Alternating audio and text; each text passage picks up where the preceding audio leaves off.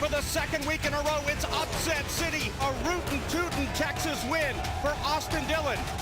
Kansas is a good one to go out and see what you got when it comes to speed, because it is a speed track. To me, Kansas feels like such a top dominant racetrack. Kansas is one of those challenging mile and a half. It's always been a wild mile and a half. It's always been some carnage, some chaos that is unexpected. I really enjoy Kansas, and I've had some rough days in Kansas. The lap after lap after lap. Whoa, what in the hell? All hell breaks loose. That's what's cool for me about Kansas, is just the opportunities that place has and the racing that it puts on. Denny Hamlin is headed to victory lane. He will celebrate right now for the crowd here at Kansas. We're excited to go back there and build upon what we won with last year. NASCAR Cup Series from Kansas. The Superstart Batteries 400. And you see the cars beginning to roll off of pit road. No qualifying means, once again, the top 12 random draw. The next 13 through 24 random draw. Let's hear from the starting lineup. Kevin Harvick. Number 4, Stuart Haas Racing Ford.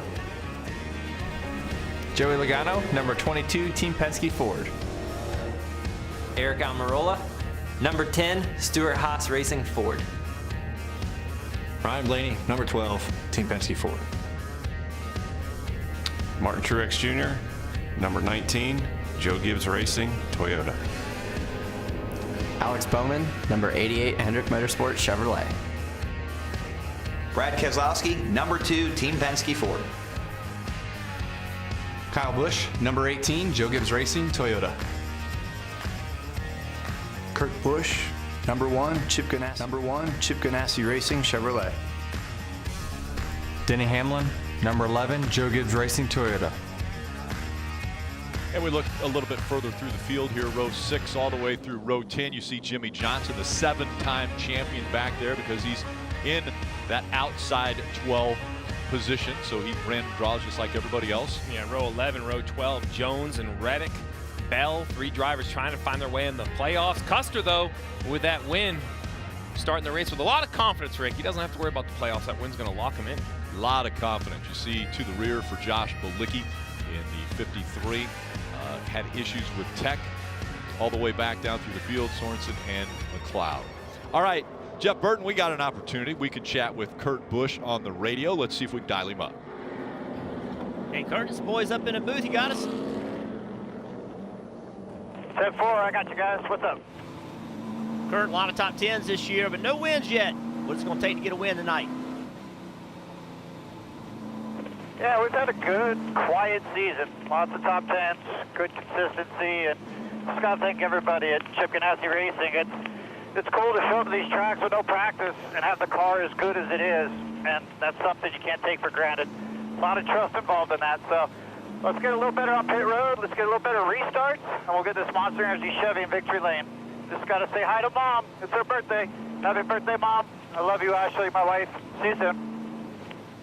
Kurt, you mentioned restarts. We're getting ready to start this race here in just a moment. How do you approach turn 1 on a racetrack you hadn't been on yet?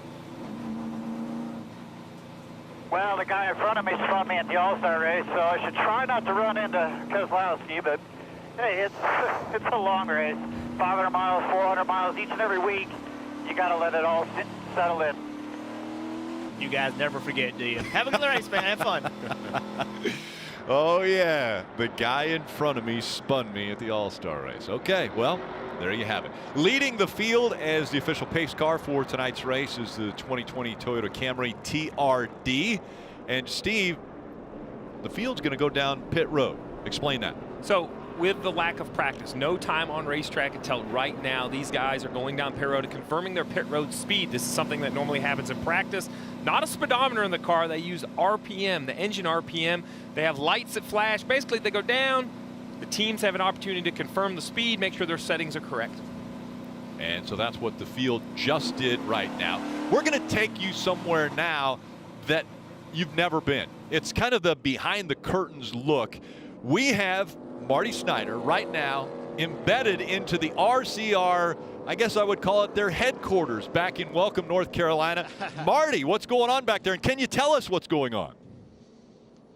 It's the RCR command room. Yeah, I can tell you what's going on, Rick. They have a lot of data coming in here. It's absolutely amazing. If you'll forgive my bad camera, I want to give you a sense of the room. It's two-tiered, 10 engineer stations. There's Dr. Eric Warren right now. He's talking live to both pit boxes, to Randall Burnett and Justin Alexander. There's Richard Childress hanging out. He just gave the pep talk to both drivers, and there's all the engineers down there. They will plan out the strategy all evening long, and we're ready to go to green here from RCR, Rick. And when I tell you they have every camera that we have at the racetrack, I mean they have every camera. So you boys be careful with what you do up in the booth tonight. RC's watching. Well, that's great. And thank you for bringing us that. We want to thank Richard Childress Racing for enabling us to be a part of their command center. And again, a limited number of people are able to go to the racetrack. Jeff, you've seen this command center, though, before. Yeah, Richard's really proud of what he's done here. The entire sport, technology is in this sport, and they're using it to win these races. And what a great opportunity for the fans to see just one of the pieces of technology to help make the crew chiefs' decisions easier. It doesn't make the decision for them, but it gives them a tremendous amount of information to help make those decisions. And it's just great for Richard to show this to everybody. Really appreciate him opening the doors. I think the fans are going to be entertained by that tonight. All right, Steve, give us the race breakdown for Kansas Speedway. Well, you just heard Jeff talk about the information provided to the crew chief to break down this Kansas racetrack 1.5 miles with variable banking, 17 degrees on the bottom, up to 20 degrees up by the wall. We're going to see the drivers move up all day long. As Dale Jr. said, he loves the top of the racetrack. That extra banking gives these cars just a little bit more grip. So that will help them in their balance from one end of the racetrack to the other. But when it comes to strategy, remember 267 laps, but it gets broken down. 80 laps stage 1, 80 laps stage 2. That final stage, 107 laps, around 60 laps on fuel.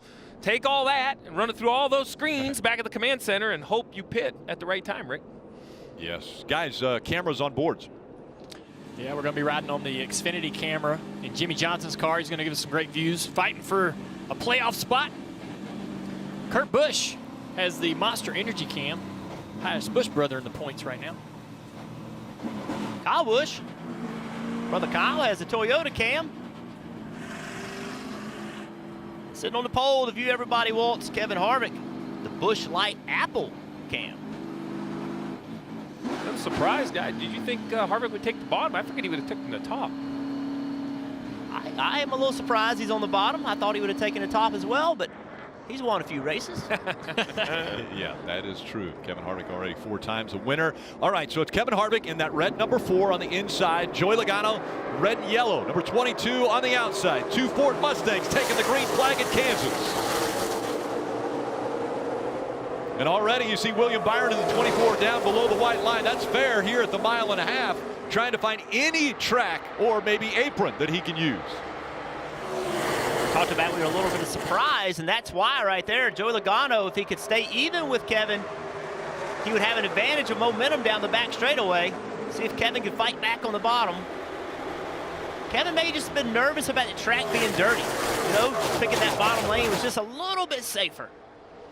First lap's led by Joey Logano. Again, this is the first lap that they have run at Kansas Speedway. Because of the COVID-19 pandemic, no practice, no qualifying, and they are already up to speed here at Kansas. 4-car Harvick ran the middle of 1 and 2. 12 of Blaney on the bottom of 1 and 2. Looks like he's going to be able to make the pass. That top, that middle groove or the top, just not quite there yet. Team Penske has the top 2 spots now with the 22 of Joey Logano and the 12 of Ryan Blaney.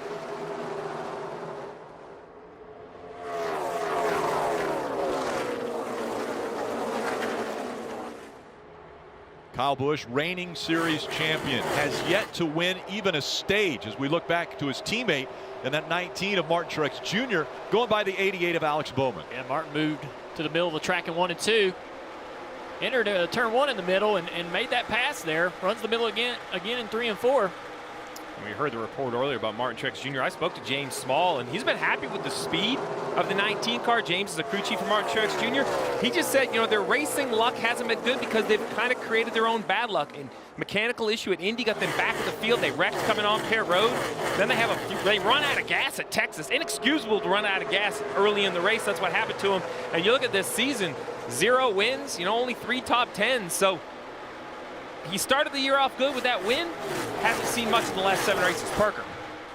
Well, guys, as we watch all these cars here run on the bottom to the middle groove, knowing that this is one of the tracks you like to run up top, just remember, as you guys said, there's been no cars on this racetrack. It was completely green. This had a lot of the crew chiefs really concerned how dirty this racetrack would be, how much grip it would have. They expected the bottom to be there early, and then eventually we'll watch that rubber sort of lay in the track, and that groove will move towards the top. But it's really interesting times here watching these cars run right on the bottom, trying to find that grip.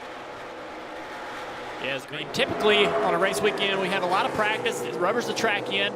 This is a completely green racetrack. So we're all seeing something new here, how these guys adapt to the racetrack. How about Blaney? He's closed the gap now on Logano, run a little bit lower line. Pass for third back there. Truex using that middle groove, still making speed. The 4 of Harvick just seems to be struggling a little bit right here, Kelly. Yeah, and Steve talked about the 19 running out of fuel last week. Well, somehow that fuel switch inside the cockpit that's usually meant for the reserve fuel had gotten flipped early. So when Martin went to trip it and then come to pit road, it was already engaged, and that's why they ran out of fuel. And that's just one of the examples that crew chief James Small told me of these mistakes. They've been kind of shooting themselves in the foot with these little bits and pieces. He said the good news, we haven't repeated any of the mistakes, and Martin has been really positive because he feels the performance in that Toyota. It's just a matter of putting together a clean race with no mistakes, no misfortune. Here comes the third Team Penske car as he goes by, almost goes by. Now he's by the 18 of Kyle Busch. That's the 2 of Brad Keselowski. And Rick, NASCAR has informed us that around lap 25 there'll be a competition yellow. So 8 laps complete. We know a yellow is coming around lap 25, guys. You mentioned only 8 laps complete, but some action already. See it, 17 car, Chris Buescher, down the front straightaway, entering turn 1, 3 wide. Just not the grip right now needed. Nice save right there. Car, you know, it doesn't look like much from outside, but inside the car, he had his hands full. Doesn't look much better from on top of the pit box, I can assure you. I would have been nervous. Look at this guy right here, already on the fence. Tyler Reddick, second place finish last week, started 23rd, already knocking on the door for a top 10 in 11th. How about this battle right here? No surprise, Ryan Blaney, he has been fast, ranks 3rd in laps led since he returned back to racing. He has been, in my opinion, the last month. Ryan Blaney, although the wins haven't been there, the speed has been there. I really believe this team starts putting it together, they're going to rattle off a ton of wins. And right around the bottom of 22, moving around just a little bit, not quite comfortable in 1 and 2. You mentioned laps led, Jeff. Last week, 150 laps led of the 267. So an impressive run for him, and then wasn't able to finish. The late caution threw him out of sync, wasn't able to get a good restart. Next thing you know, he finishes top 10, but definitely not what that team wants. Listen, we saw KP and Dale Jarrett talk about that. This 12 car of Ryan Blaney 7 times has led 100 laps or more and has yet to win one of those races. That's what I'm looking for. We know he's playoff bound. We know he has good speed, as Dale and Jeff just alluded to. But to advance in the playoffs, you have to win. And you have to win when you have the best car. That's what we're looking for out of Ryan Blaney as he continues to hound his teammate, Joey Logano. Yeah, he's just trying to find a way to get by. He's got to run where that 22 car is not. But get a little clean air on the nose of that 12 machine. So he runs low, he runs high, just trying to move around to set up an opportunity to make a run, try to make a pass. Here he goes to the top of 1 and 2. Look at that 12 move around. Yeah, track's just not ready for that high. It's going to go there. I think it'll go there as this race goes on, but right now it's just a little too dirty. Crazy up top, but it's Joey Logano still holding on to the lead at Kansas.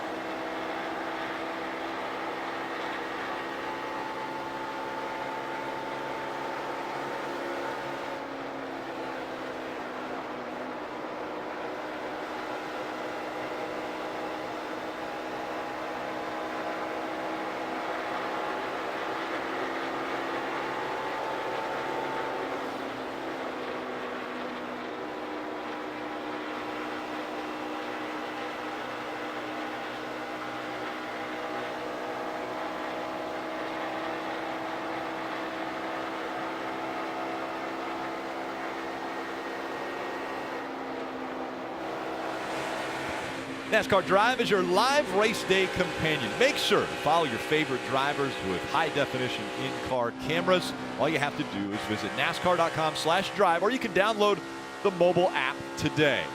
We look back on the eyes there of some of the drivers. Kelly, what's going on with Joey Logano? Is he feeling comfortable out there yet?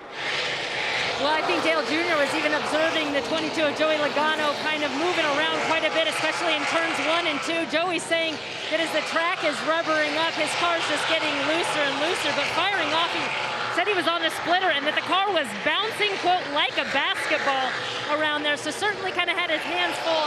He was able to move up top now and kind of ward off the threat of his teammate Ryan Blaney behind him. This is a team who feels like they've turned the corner in terms of performance the last couple of weeks and trying to capitalize with the win here today. Turning the corner. Ryan Blaney does have a win, so he's in the playoffs. But you see here Brad Keselowski trying to hold off the 18 of Kyle Busch, who's closing the gap now. We saw Keselowski get by him, but it looks like Kyle Busch is trying to take back that position. Let's listen into his radio. Just a little bit of splitter stall tight is what it was. Getting a little bit better here, but just showed them what to do. Now they're doing it. Good feedback from the driver to the crew chief, kind of assessing why his car is tight. He feels it had to do with the splitter. He moved around, found a little bit more clean air. You see right here a lane lower than the 2 car. We're going to talk about this all day at Kansas.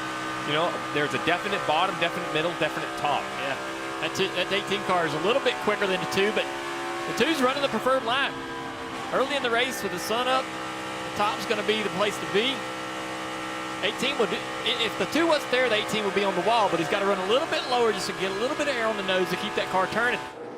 And if you want to know why restarts are so aggressive, that was why. If you could get in front of that guy, like Martin Truex Jr. right now, he's run Ryan Blaney down. And the work that he's going to have to do right now to get by him is huge. If you can get by him on a restart, that's the easiest time. That's why these restarts are going to be so aggressive as this race moves on.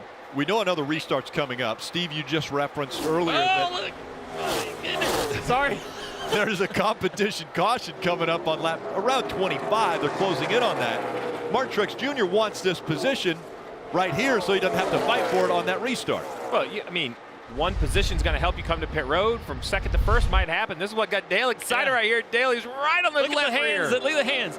So we saw that a lot in the Xfinity race at Texas, where the guys get on the left rear quarter panel and really move them around. And I think that's really the only offensive tool you have if you're that following car, the 19 of Truex. And I mean, the 12's already out of shape. You can see him moving around. I'm glad he's got those white gloves on so we can watch. But if the 19 gets that left rear quarter panel, I think Blaney might have to give up that spot. All right, here comes the 19 once again. If he can get to that left rear quarter panel, he affects the air on the spoiler.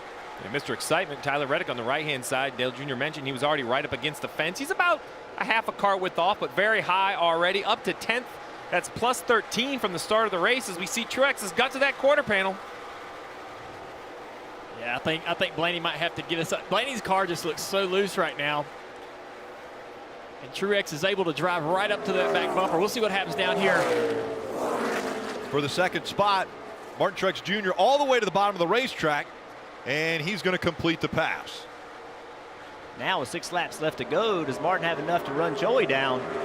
There you see the 18 finally getting by the 2 car of Keselowski around the outside. You know, last week, the tires never slowed down. This week, in 23 laps, they've slowed down well over a second. So some tire fall off here this week. None last week. That's going to change strategies. Moving around the racetrack is going to be an advantage to the drivers that can find something faster as these tires wear out. And we talked about at the top of the show, you have to guess. The track is going to continue to change as we watch these 2 cars go into the corner. If you can believe it, the corner's already changed color a little bit. You're going to see it's darker right there. Look how much darker the pavement is than it is on the straightaway. That's just Goodyear tire rubber ground into the asphalt already in 25 laps. Wow, Kyle right there. I was watching Blaney, man, those gloves. He is chasing the back of that car all the way around the corner. Kyle almost got in trouble. He lost the car on the exit of turn 4. Lost a bunch of ground.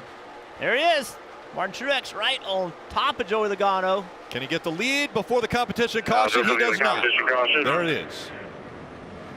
So Joey Logano stays up front. And Steve, will there be strategy here? We just heard that the tires are falling off enough drivers are probably all going to want to find out how much wear on their tires, and are those 4 fresh Goodyear tires going to make a big difference? Well, listen, a driver's always going to choose 4 tires because they want the car to drive well. Your job as a crew chief is to determine track position versus tires, but I would be inclined to take 4 tires here. I think it's too much of a risk, too much of a loss of grip already. You heard Jeff say 1.5 seconds they've slowed down. 4 tires and adjustments would be my call.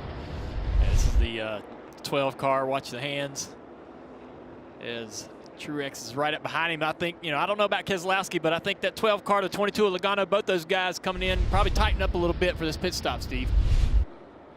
Oh, I'm thinking 4 tires and adjustments for sure is what all these guys are going to do. Marty, what are you hearing from that RCR war room? Well, I'll tell you, Steve, actually they came into the race kind of thinking that right sides might be a good option. Eric Warren here kind of checking things out. They're watching the SMT data with Tyler Reddick, who's moved up to the 9th position. But the computer's now telling them 4 tires. So, Steve, the computer agrees with you. 4 tires might be the way to go on this competition caution. Listen, the 4 tires, as Jeff said, or the computers give the crew chiefs great ideas, great options.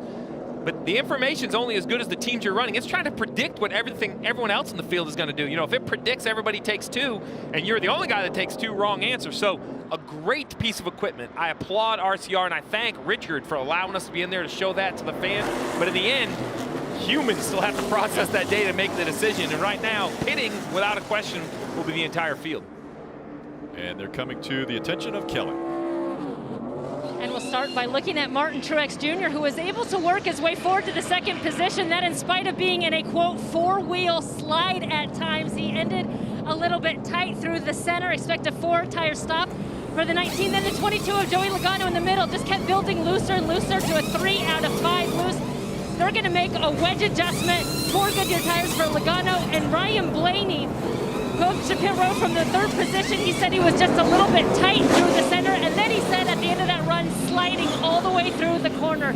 4 tires for the 12. Well, you saw it right there. The front tire of the 22 bounced back in front of the car and out under the 1st lane of pit road. I believe that right there is going to be an uncontrolled tire. We'll have to confirm with NASCAR when we get back. You see right here, tire goes back, less guys behind pit wall, no one catches it, back out in traffic. A bad break, bad mistake for the 22 car.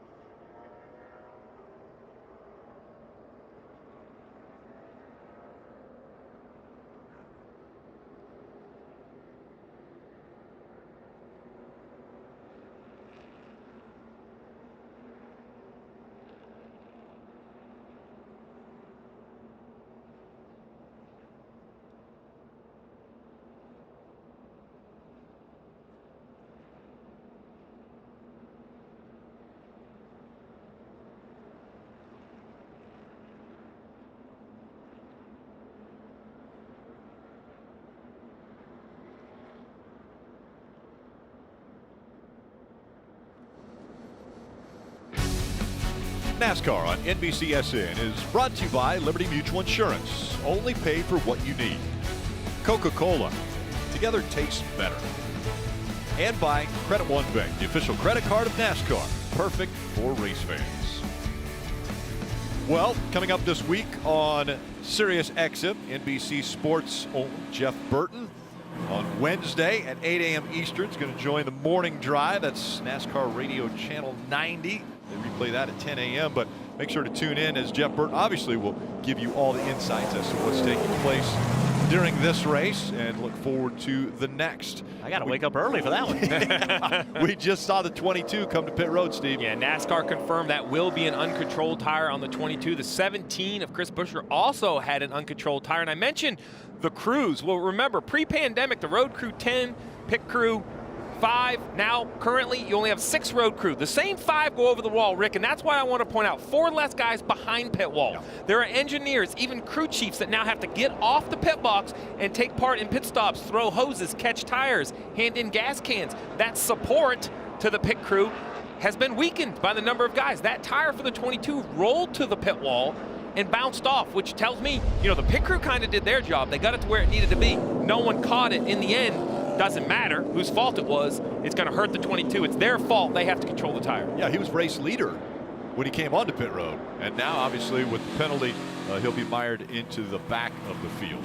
Well, guys, the only other time this year that Joey Logano has had a tire violation, guess what happened? He won. I think he won. That was won Phoenix, in Phoenix. Right? Yeah, so all right. Not over. Field approaching the Geico restart zone. It's Truex and Kyle Busch making up row 1, both from Joe Gibbs Racing. Truex had the opportunity. He chose that outside line, and look at the 18 of Kyle Busch surge ahead. Yeah, that outside line just was not quite organized to push well down the front straightaway. The inside line was Blaney pushing that 18 down into turn 1 for the lead. You're looking at the leaders. I'm fixed on that bright 21 back there in the middle. Matty D is trying to make that 3 wide work. You got to attack on these restarts. Best opportunity to make any spots. Matt DiBenedetto back there in the 21 driving for the Wood brothers. It's a mentality. You can't just try to maintain. You got to really psych yourself up for these restarts to attack. Try to take every spot you can. And already look how this racetrack is changing as Kevin Harvick's on the outside of Blaney. Early in the race, we saw this outside not work. Took a little while to get it cleaned off, and now immediately see Truex with a little bit of problem. Harvick's going to give him a big push down this straightaway to try to clear Blaney. Blaney on the left, trying to make the shortest way to turn 1. This is what I love, is this throttle.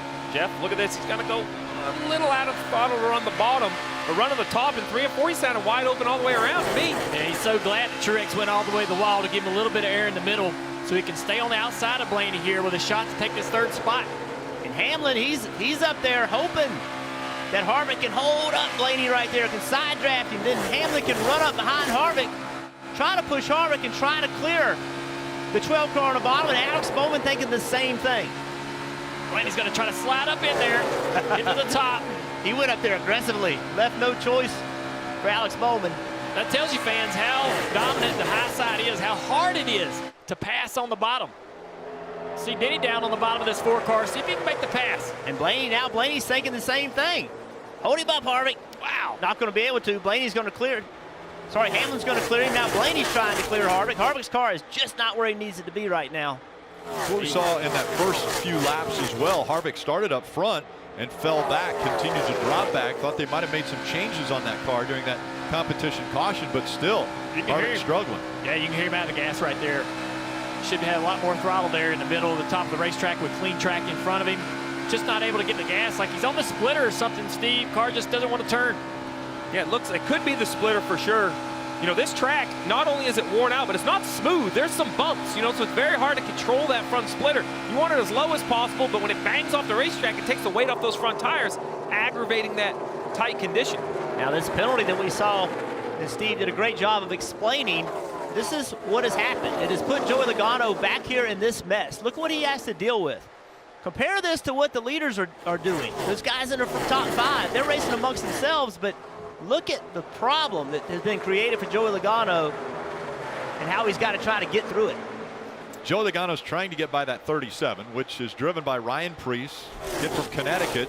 that has had about the worst luck you could possibly have. The last 3 races, he's finished last in those races. Yeah, I talked to Ryan's crew chief. I said, you know, what do you do and what's the goals and points? And he interrupted me. He said, listen, buddy, we finished last 3 times in a row. It's about keeping morale up. We're going to go to the racetrack this week to prove that we belong there, right? We got to have something go our way. Some mistakes and some fluke breaking of parts, as we see Denny Hamlin coming back to second. Ryan told me last week, he said, you can only get hit so many times. It has to stop. But he told me that before the race. It's just been a terrible run of luck for that team. Start of this race, we saw the Penske boys up front. Now it's Joe Gibbs Racing 1, 2, 3 with Kyle Busch, Hamlin, Truex Jr. Hamlin doing all his work on the bottom of the racetrack. I think he's got a great race car. Kelly. And you see Ryan Blaney in that number 12 car running forward. He said he has a bad vibration. Crew chief Todd Gordon said, let me know if it gets any worse. Ryan said it hasn't just yet, but he said it sort of feels like a wheel weight. So Ryan Blaney just monitoring that car, and the whole team is obviously to see if that vibration gets any worse. This is the track where the tires vibrate. They just do. Every time we come here, we had drivers that will come down pit road thinking they have a loose wheel. I've done it myself. It's just a set of tires that's going to shake. As long as it doesn't get worse. Loose wheels, they get worse. Parker. You guys were talking about the Ford, Kevin Harvick, and watching him struggle. He has been struggling. He's not been happy with that race car at all, coming on the radio and just saying it's out of the racetrack. They made a track bar adjustment during that stop, but it just hasn't put the car in the racetrack how he'd want. You noticed, I heard you guys talking about a lot of cars being loose and some feeling like maybe it was going to get better as it went in the night. That Ford car is just not coming to them yet. A 4-time winner already, Kevin Harvick. His car's struggling. Kyle Busch, who hasn't won yet this year, things are going well for him up front.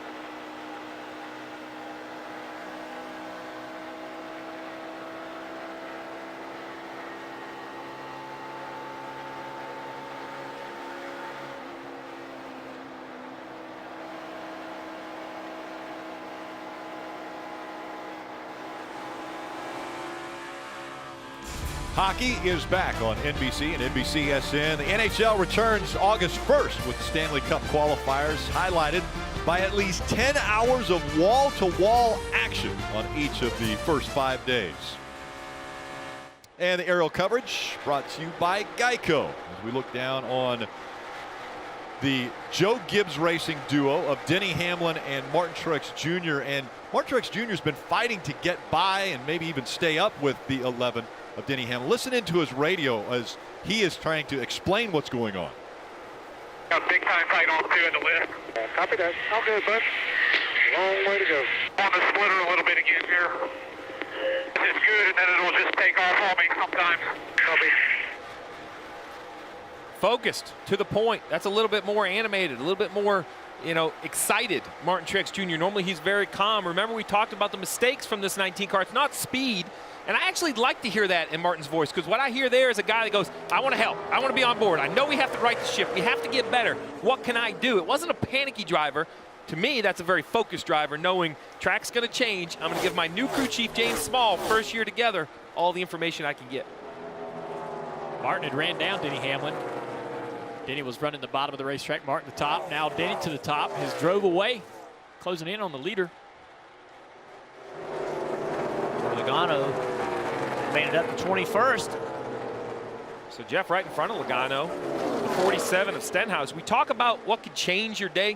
Rick, Stenhouse, he passed 10 or 11 cars to start this race, drove all the way up to the 14th position. They come into the pit stop. They have a 16-second pit stop, come out in 18th. Now that's, a few more rows back on a crazy restart. Now he's fallen back to 20th. If you take that same pit stop and you go from 14th to 12th, you might be inside the top 10 now. So, I'm not blaming the pit crew, but I'm just showing you how quickly things can go away. Now he's coming under attack from 22 of Logano, who we know who has a great race car. Well, and Logano is now going by the other JTG Doherty Racing driver. So we'd mentioned Ryan Preece, now Ricky Stenhouse Jr., those two drivers driving for Jody and Tad Geschecter, as well as Brad Doherty.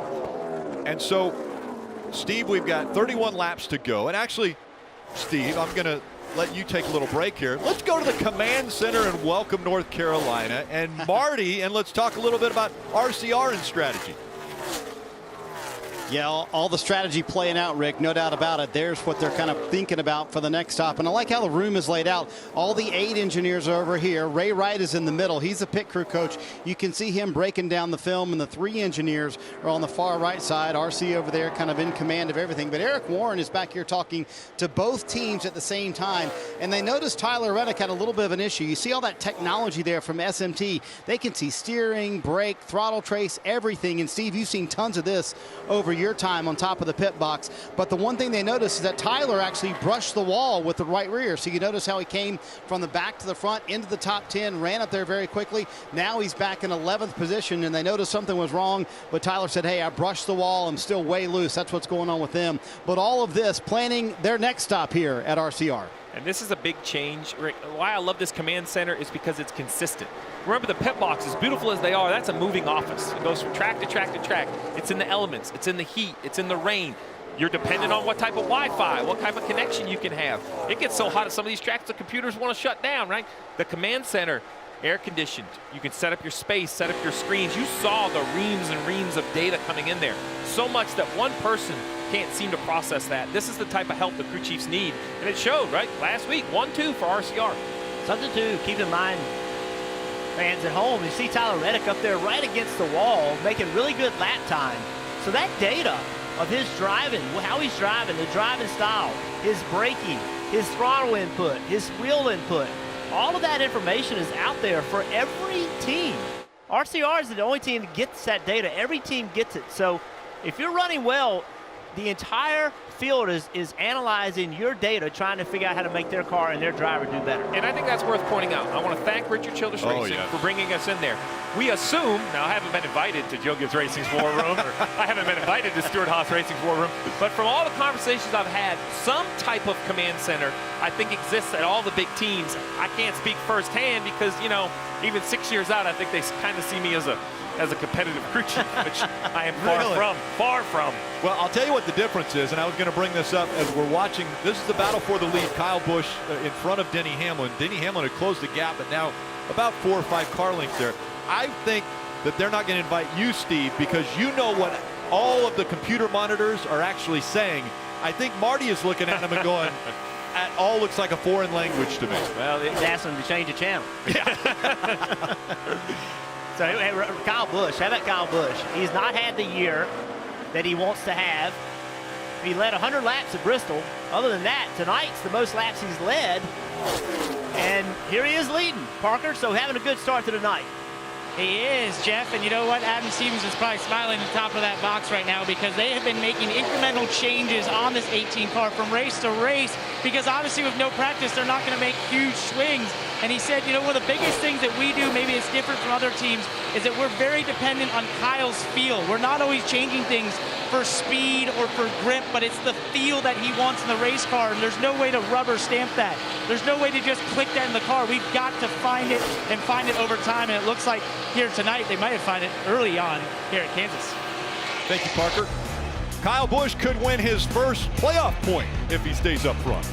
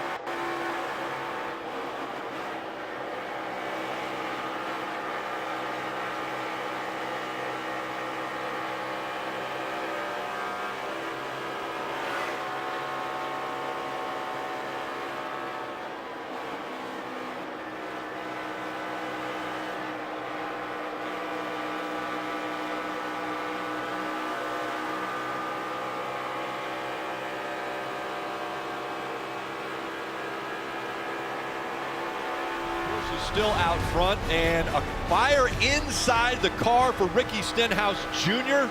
He brought it to pit road right away. See the side window out, trying to figure out what's going on, to be quite honest. The smoke is pouring out of the inside of the car. They're looking through the windshield, trying to figure out some of the electronics. Oh boy. And this is another thing that no practice, no qualifying. You just can't shake a car down to see if there's something that might be loose. Yeah, NASCAR announced that there'll be no practice, no qualifying for the rest of the year. And I know people are against that because they say, hey, the 47 quit a practice. Look, these are the best race teams or the best race car drivers in the world. I'm a fan of no practice. These teams have to prepare. And yes, mistakes will be found, and that's unfortunate. But we see right here a steering wheel getting thrown on the dash. It looks like the end of the day for the 47. Let's listen in what he had to say. Got an electrical fire or something. Coming to you, page just shut off, and I got a fire in the cockpit. Ricky Stenhouse Jr., you know, 3 top 5s this year already with this JTG organization. That's how many he had a year ago at Roush. So while some people I don't think are seeing the performance, I would argue the opposite. I would argue the numbers are there, but this is the type of thing you see Ricky in frustration. You know, he wants to be on the racetrack. He wants to do his job as a driver. Mechanical failures can be so frustrating. Yeah, JTG, you mentioned the good side. The bad side is they have had, we just talked about Ryan Preece and all the mechanical troubles he's had. Well, this team has had way too many mechanical problems. Got to find a way to get it behind them. They're working hard. This team's putting a ton of effort in, building their own cars, having some success, but the mechanical failure is really setting them back. Yeah, you can tell. Ricky Stenhouse Jr. is so frustrated. Watching Tyler Reddick here, all the way up to 8th place, using that fence. loves running up there. He drives up on that wall probably better than anybody in the field. Battle behind him there between Bowman and Eric Jones, 9th and 10th place. So what's the danger? You know, the danger running there that soon is we still have, you know, about 200 laps to go, and you put the right side against the fence all night long, eventually you're going to make contact. He's just going to have, that's where his speed is, right? It's hard not to go there. Look at the points. You can see Tyler Reddick right there, right behind Jimmie Johnson. This is the kind of racetrack he can make some points up. Put that thing on the boards to the top, do it all night long. Trust it. He trusts himself. A lot of people won't go there that long. Yeah, RCR has a lot of speed at the 1.5s. Tyler Reddick in the 8s with that yellow stripe on the back bumper. He's a part of what could be one of the best Rookie of the Year battles going on. As we look at a veteran here, a couple of veterans with Kurt Busch and Jimmie Johnson, Kelly.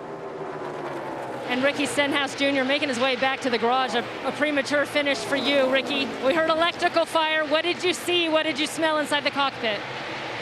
Yeah, I can't hear what you said, but man, the start of the race, our Kroger Camaro was really good. We've had some really bad weeks as far as results go, and drove up into 14th there on the first start. Lost the balance there a little bit, but felt like we were still pretty close. And then, I don't know, a fire started in the cockpit, something electrical under the dash. So bummer to end the day like that for our Kroger team. I felt like we had a really good shot at a top 10 if we kept dialing our car in. I really like Kansas. Glad we got kind of an off week now before New Hampshire so we can regroup. How unnerving to be in the cockpit when you smell fire. Yeah, I could see the fire. It was right beside me, and then all up under the dash and by my left foot. So the fuel pressure quit at first, and then the whole screen went black after that. So I don't know exactly what caused that or what can cause it, but bummer of a day for sure. Ricky.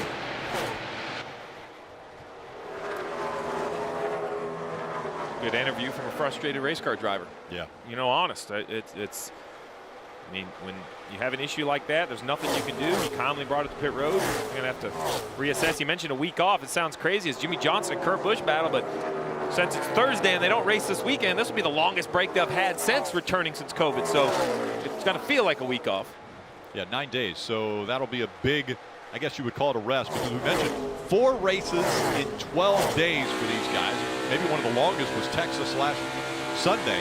So it's been 4 days since that one. As we see the one of Kurt Busch got right back on the bumper of Jimmie Johnson, shoved him out there a ways. Yeah, Jimmie Johnson, we mentioned it. His cars have been okay this time at year, or different times a year. This is a Darlington leading. That's not Jimmie Johnson looking right there. That mistake, wrecking, coming to the green and white checkered, and then right here, that's Speedway racing. Him and the 4 get together, get spun around, but in the end, the result's sustained. And then here, 48 pulls out, hits his tire. That's a penalty at Pocono, and the hits just keep on coming. Right here, big controversy. I see this as Jimmie's fault. He turns across the nose of the 2. The 2 is not going to lift in the closing laps. And then a week ago, just gets too high into the wall. I mean, that I'm not saying driving these cars are easy, but this is a 7-time champ, a guy that has won so many races. These are not the mistakes we are used to seeing out of Jimmie Johnson, but there's still time. He's trying to right the season, currently running in the 11th position, trying to hunt down Eric Jones for that extra point. Remember, he is in the battle for the playoffs. He's making a lot of time on the bottom of the racetrack to get by the one of Kurt Busch and now to the top of the track. And I know Jimmie really well. He's worked really hard over the last several years to try to improve being able to run against that fence. Not something he's very good at it for the longest time, but he's really improved over the last 4 or 5 years, Parker. And Junior, speaking to his crew chief, Cook Daniels, today, he was so animated about their season because of that highlight reel we just put there, Steve, or low light reel, really. Because he said, we had the speed. We fixed that issue. If you think back to a year ago, they were trying to just put speed inside this 48 car, get him towards the front. That's what they've done. And then it's just been things upon things that have crept up and taken away points, finishes from them, whether it's the DQ at Charlotte or missing a race. It's been one thing after another, this 48 team. But he said, speed we have not lacked. And you could just tell he had so much passion for saying, we will figure this out.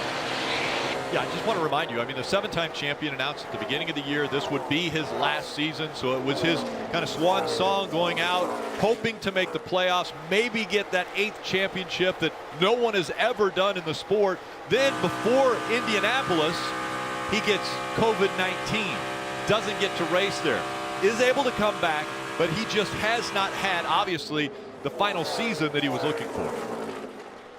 See right here, Kyle Busch putting a lap on Matt Kenseth. We're talking about no practice and all those situations. I think that lack of practice is the hardest on this guy right here, Matt Kenseth, trying to get his lap back. Yeah, and the next car to go a lap down is William Byron, sitting there in that battle for a playoff position. Get a lap down early in this race. It could be for a long night. Be hard to work back into that lead lap. The fastest car on the racetrack, guys, not by a little bit, but by a lot. 3 to 4 tenths a lap is this guy right here, Tyler Reddick. On the boards, making lap time, 6 to go in stage 1. Tyler Reddick, we're going to hear from him all night.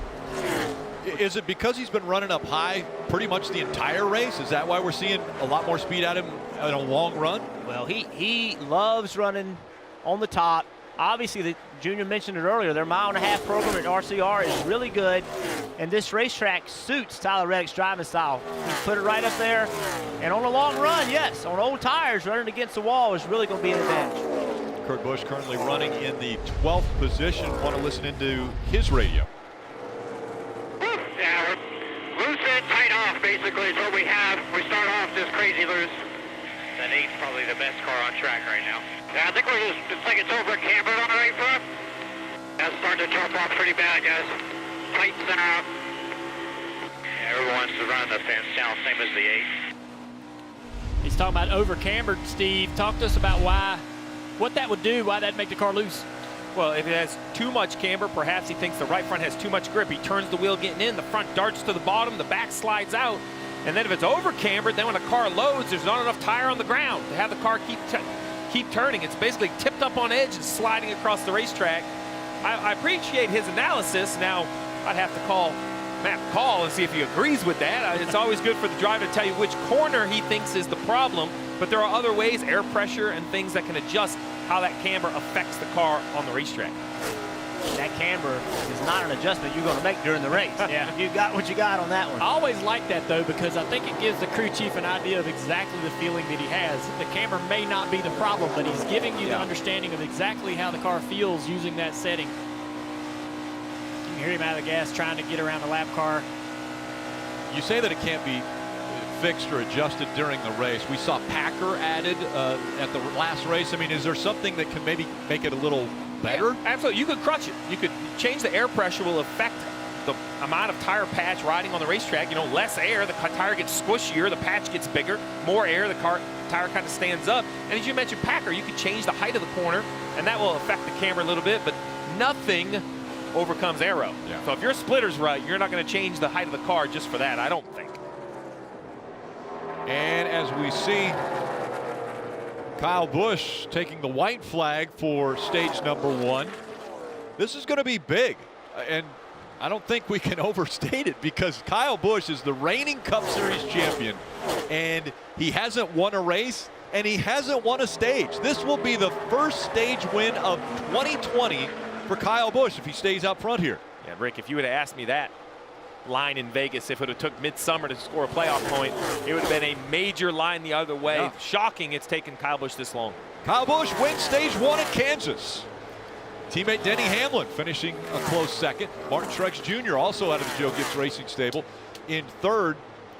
Blaney, Keselowski, Reddick, Harvick, Almirola, Bowman, and Eric Jones will all earn some stage points, but only one gets a playoff point. And that's the first playoff point for Kyle Busch.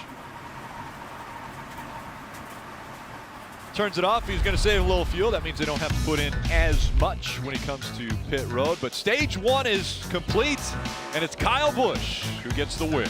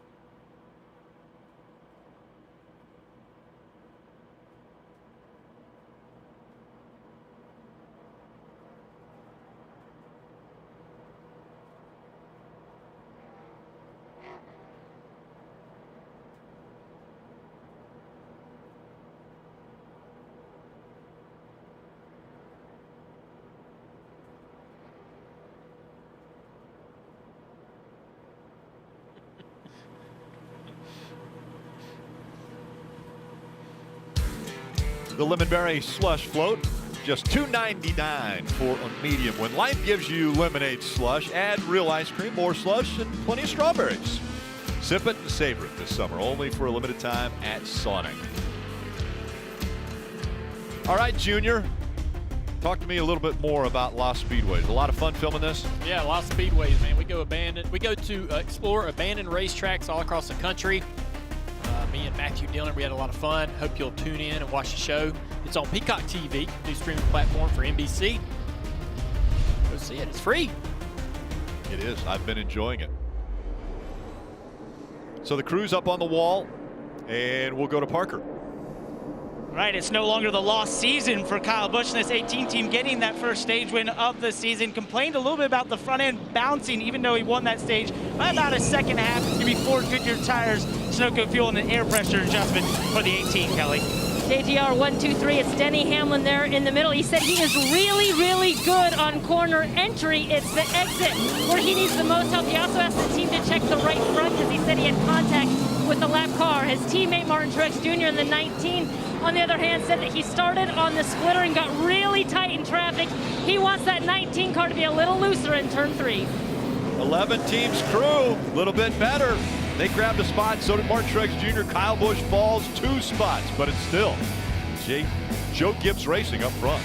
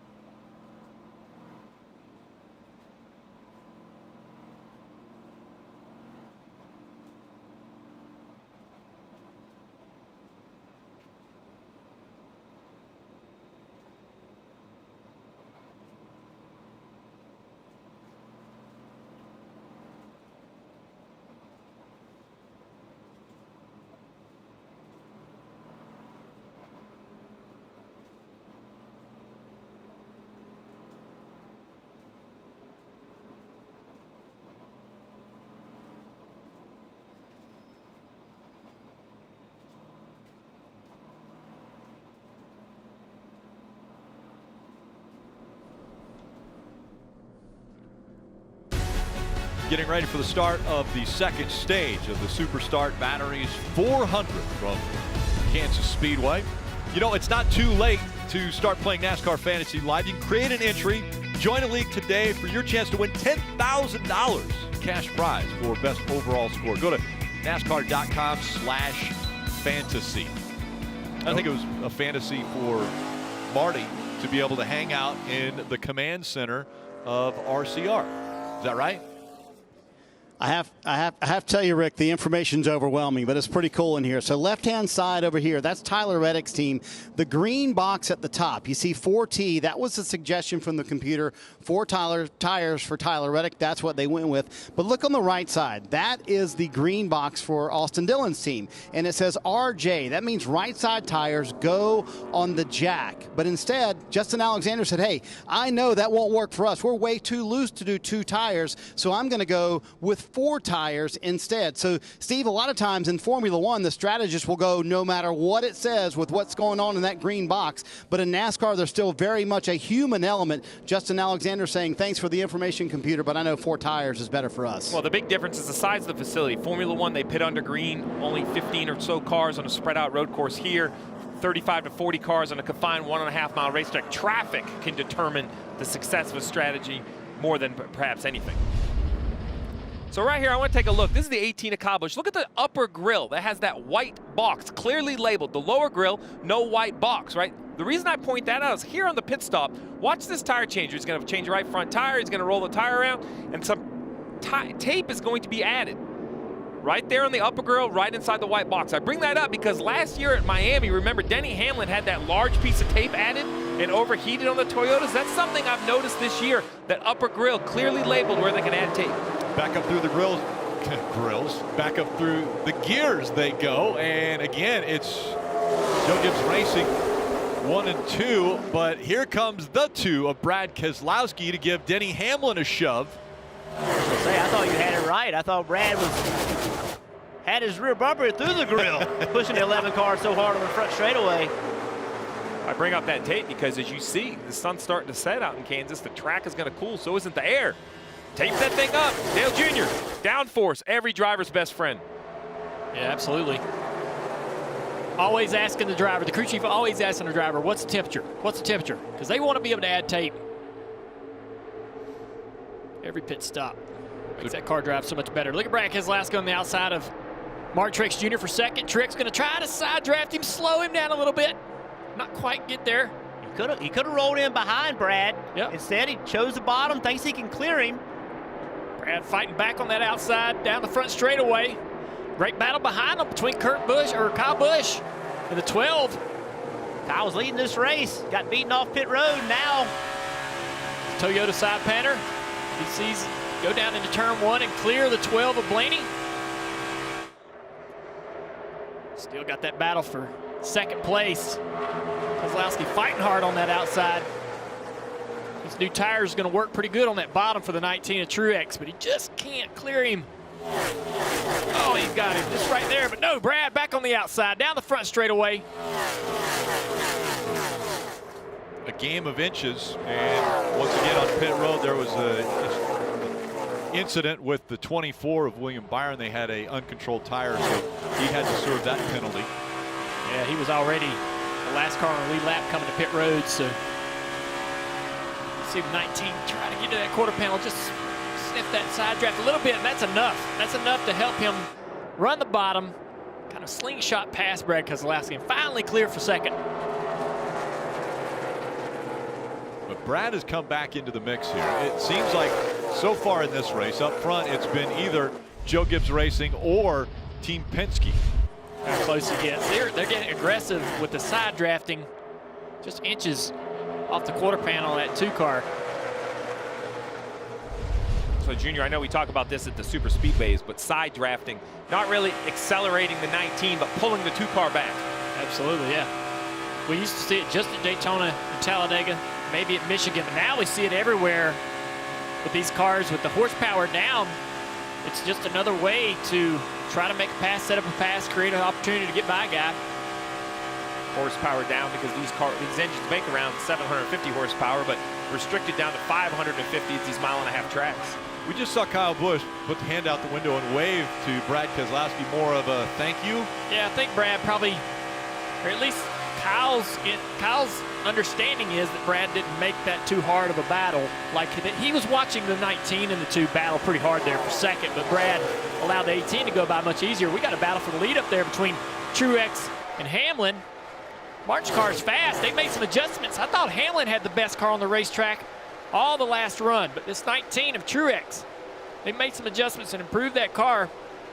Now it's just a matter of getting there before Denny gets to the top. You know, once Denny goes to the top, it's almost impossible to be able to get by that fast lead car. But it becomes a game of chess too with you guys, because I noticed there Denny Hamlin went down the racetrack a little bit where Martin Truex Jr. had been running, and you say clean air on the front of these cars is so important.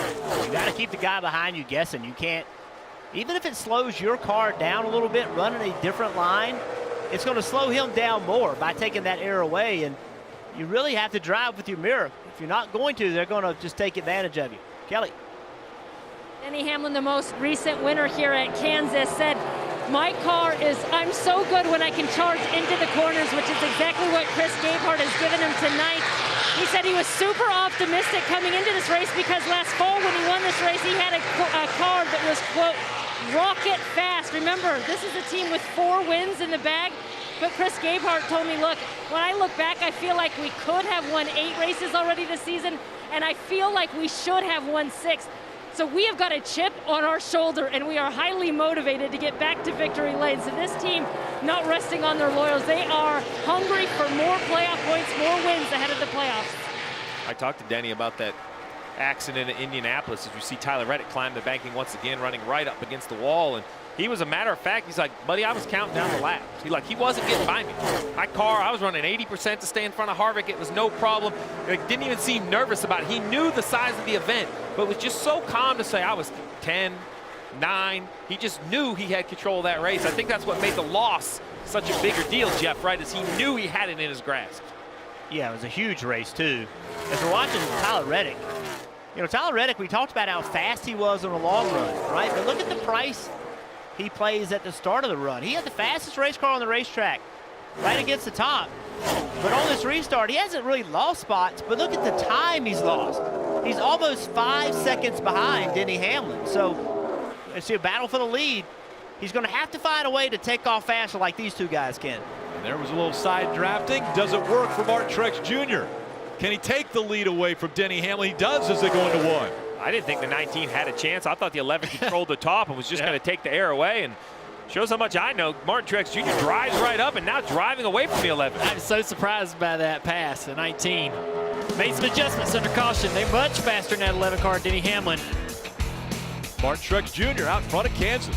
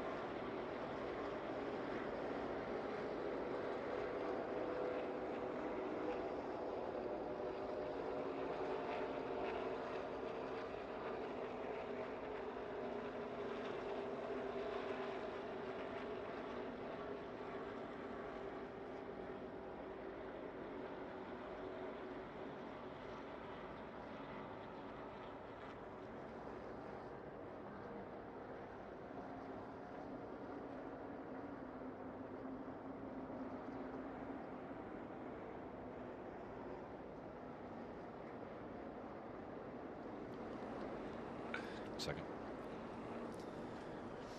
Third caution of the night has come out. This time it's for Bubba Wallace and the 43. He spun and he's got a right front tire that is down. Let's take a look at what happened. Back in the middle of 3 and 4. He's back in 22nd place, and obviously car not handling well, just got away from him. I was interested to see right here through the grass. A little bit on the left front, but doesn't look like a lot of damage, and he did a nice job being patient driving around with that flat right front tire. Miserable. There you heard him say that was miserable. Parker. And guys, Kyle Busch will be pitting here out of third place. Just says he's over slipping the right rear right now. So just a bit loose. Hearing a lot of cars talking about cars getting to the loose side, Kelly. Well, it's the same for his teammate Denny Hamlin in that number 11. He said he can't be aggressive because he was just getting too free. So they're going to make an air pressure adjustment on the 11. And the third Joe Gibbs Racing teammate you see there, Martin Truex Jr., said it was a good adjustment last time on pit road. He wanted his crew chief to go just a little bit further with it. Two-tire strategy for Brad Keselowski puts him in front of Martin Truex Jr., Kyle Busch, and Denny Hamlin.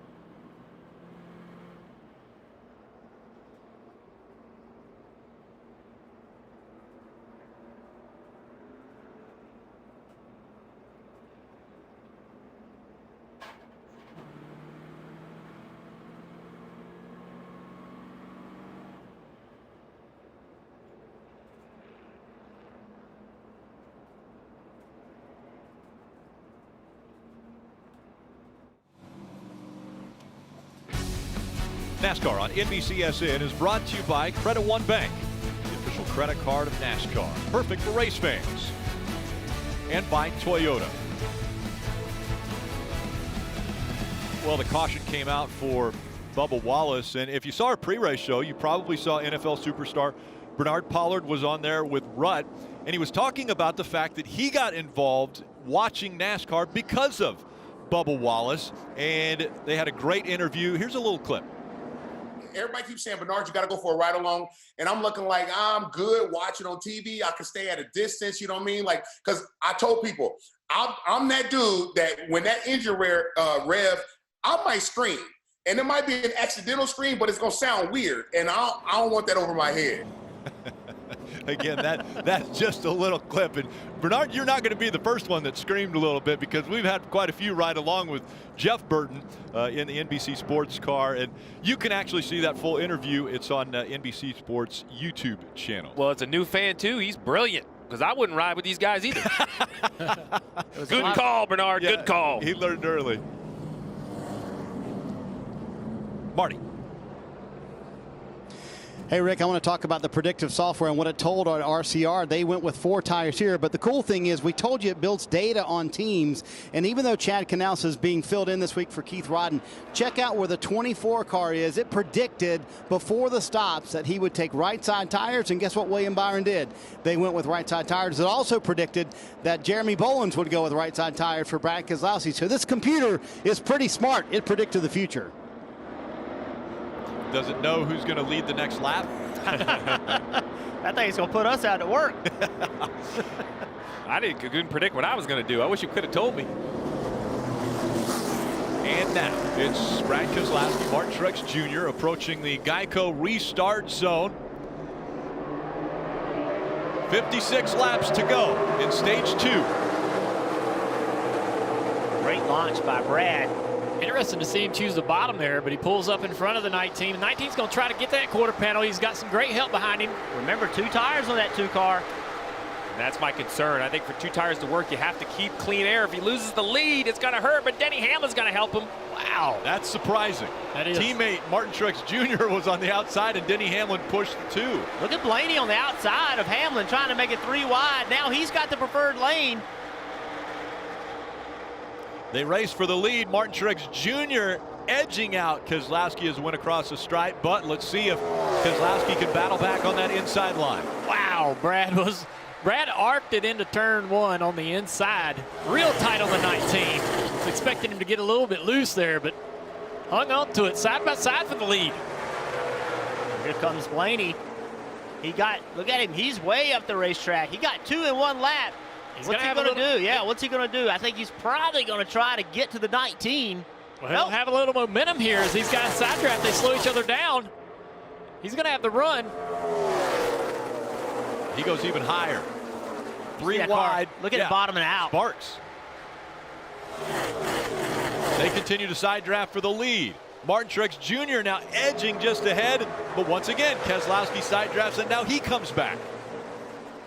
Brad's cleared him. Man, Brad made some great work there with those 2 tires. Surprised he's able to hang on to the lead. I did not think he would be able to hang on to the lead.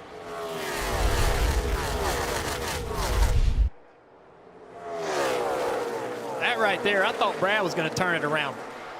With a car that close to your door, as you're turning the wheel left down in the corner, entering at such high speeds, you take all the side force off your car. Riding along with Harvick. Harvick's car looks a little better this run. He's been struggling just a little bit. Looks like he has some more speed. Holding on to that 5th spot right now. Kurt Busch, Eric Almirola, Kyle Busch, and Eric Jones back behind him, as well as Logano, all in the top 10. So right here, the 24 of William Byron. We heard Marty report 2 tires on Keselowski, 2 tires on the 24. Well, this is how important restarts are. Keselowski, with that side drafting, still the leader. The 24 of Byron, he's already minus 4 spots since the restart. So 2 tires much harder to work back in traffic. Kyle Busch going to the high side now. He's working his way around traffic. Now that it's kind of calmed down. I say it was calmed down. Look at that block in front of the 48. These 2 are. Ooh, Tyler Reddick trying to take that line, but just in front of him, it's the 38 of John Hunter Nemechek, the 23-year-old out of Mooresville, North Carolina, that doesn't want to give him the spot. John Hunter had a big mirror down the front stretch. He used every lane available. We'll see if he blocks the 8 right here. Kelly. Tyler Reddick sliding back just a little bit on that restart. We know how much he loves to run that high line. You see him get up right against the wall. Remember, we watched him do it in the Xfinity Series a year ago, but those were composite bodies that would really take a beating and bounce back. Well, before that competition caution, sounds like he came a little bit too friendly with the wall. Have a listen. I don't plan on hitting the wall again, but if I do, it'd be nice to know how much more room I got left. Let's just go with the first and not hit it. It's like our car Bristol, but you know, it's fun to drive. Good ear handle, I like it. So the team telling him, please don't hit the wall, but they did check for damage, and there was really none to speak of, but kind of some fun banter there between Tyler and his crew chief. Here comes Reddick as he tries to get by that 48 of Jimmie Johnson, and now a fight for this 2nd spot. Martin Truex Jr. has it. Ryan Blaney's trying to take it away. Really a seesaw battle right now between Joe Gibbs Racing and Team Penske. It sure is. You really can't tell who's going to be dominant from one run to the next. Just about everybody's had a shot at leading this race for some time. Brad Keselowski up there right now. Blaney was quick. Hamlin led a lot of laps. Kyle led some laps. You remember Logano led laps early. He's back in 10th, but he had that tire violation, right? So he's slowly working his way back through the field. I'll tell you one thing this tells me is the importance of pit stops and track position, right? If you're gonna pit with the lead or you're gonna pit run in second, you need to keep that spot or gain spots. If you lose them on pit road, then you may never get them back on the racetrack. You can write that down for the next, I don't know, 20 races. You see Truex hounding the 2-car Brad Keselowski. Sort of similar to how he was trying to get around his teammate Denny Hamlin earlier. He runs a little bit lower, trying to keep a little air on the nose of that Toyota as he's following the 2, off turn 2, down the back straightaway. Brad's going to run that high side, try to make him pass him on the bottom. Man, that 19's good. To be able to run that good in the middle groove of the racetrack and maintain with a car that's running the high side. Here he is. Yeah, he just straightened out the front straightaway to make it shorter. That puts him side by side with Keselowski. Can he clear him? For the lead. Easily. Golly, that 19 is good. Look at Brad. Ooh, yeah, he was loose there. So right as the 19 gets almost a little bit to the left of the 2, it dumps so much nose on the right front of the front grill of that 2 car. Pins the nose and turn the car sideways. Now, how bad of a situation is it going to be for Keselowski now that he's not out in front, not with clean air, and he only took 2 right side tires on that last pit stop? I mean, mission accomplished, though. I mean, when you look at 45 laps to go in this stage, he might fall back to 4th or 5th. Those 2 tires are still going to gain him that track position. Under 45 laps to go in stage 2.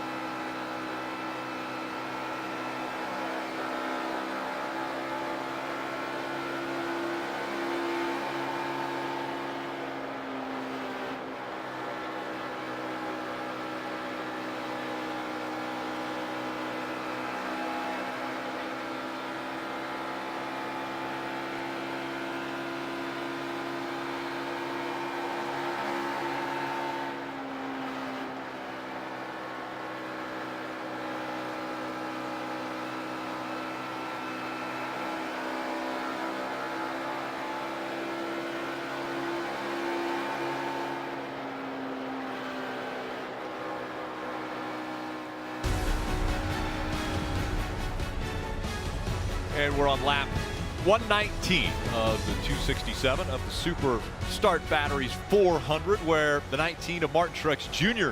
is out in front.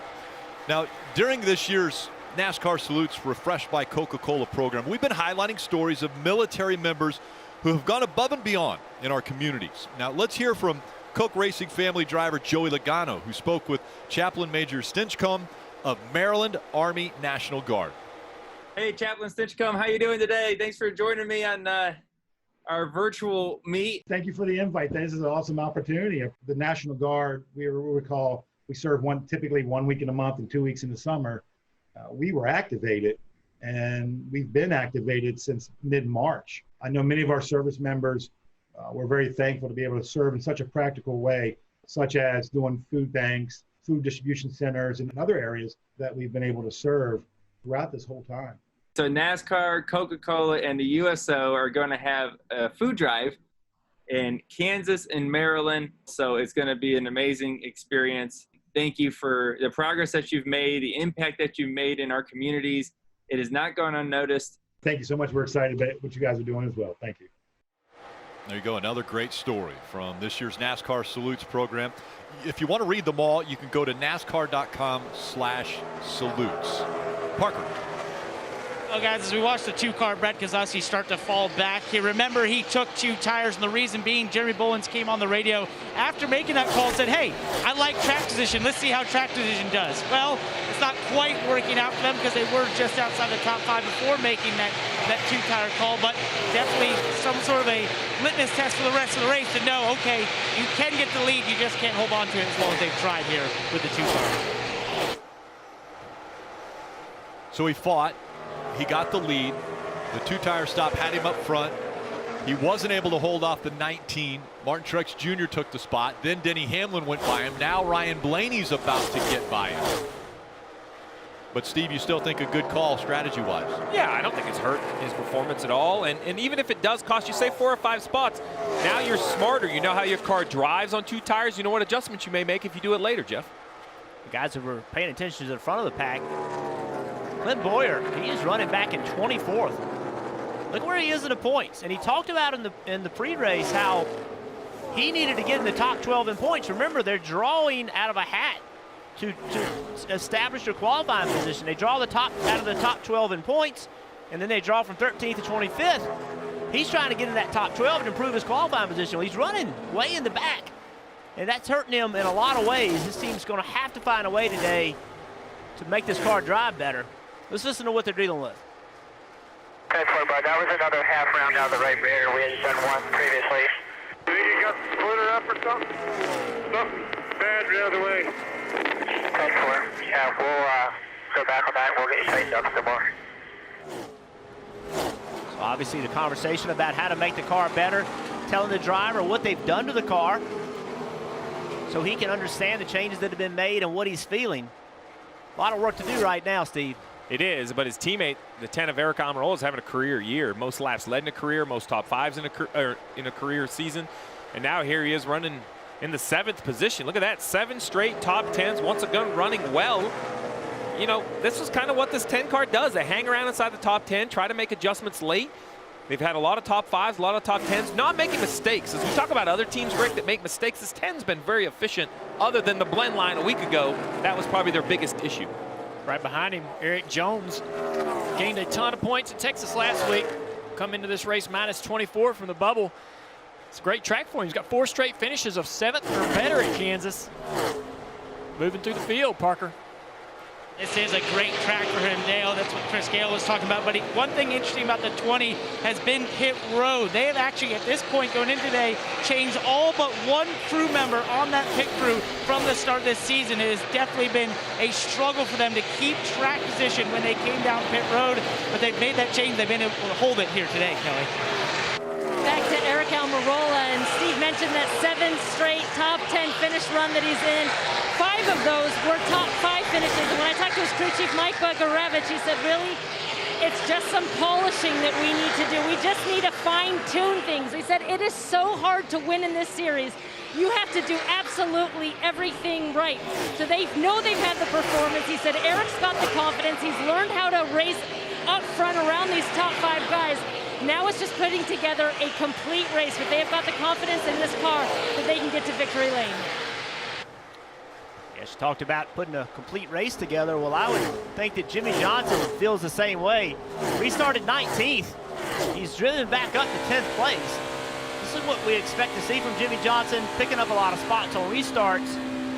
You know, I think one thing's difficult for these guys. When you start making mistakes in the race car, start making mistakes on pit road, you almost, in some kind of weird way, start expecting it, right?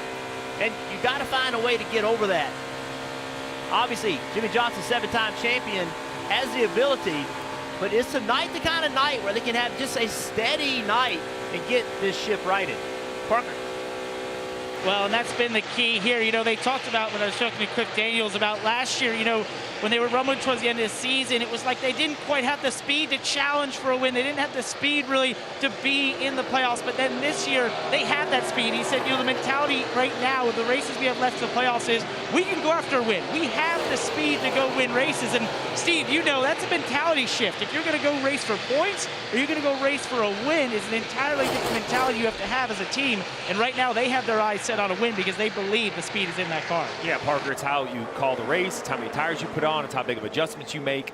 And the driver and the crew chief have to agree. That's a conversation that has to have off the racetrack. The only thing is that, you know, and I know it's a long race, but you saw it.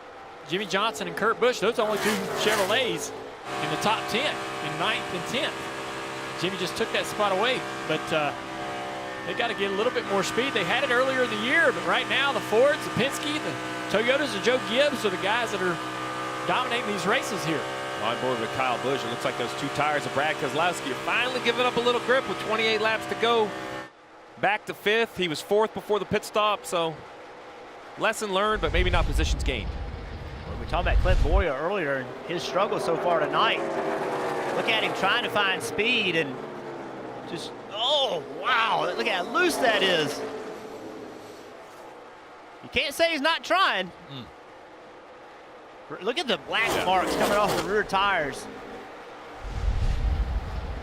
Got to get that car driving better.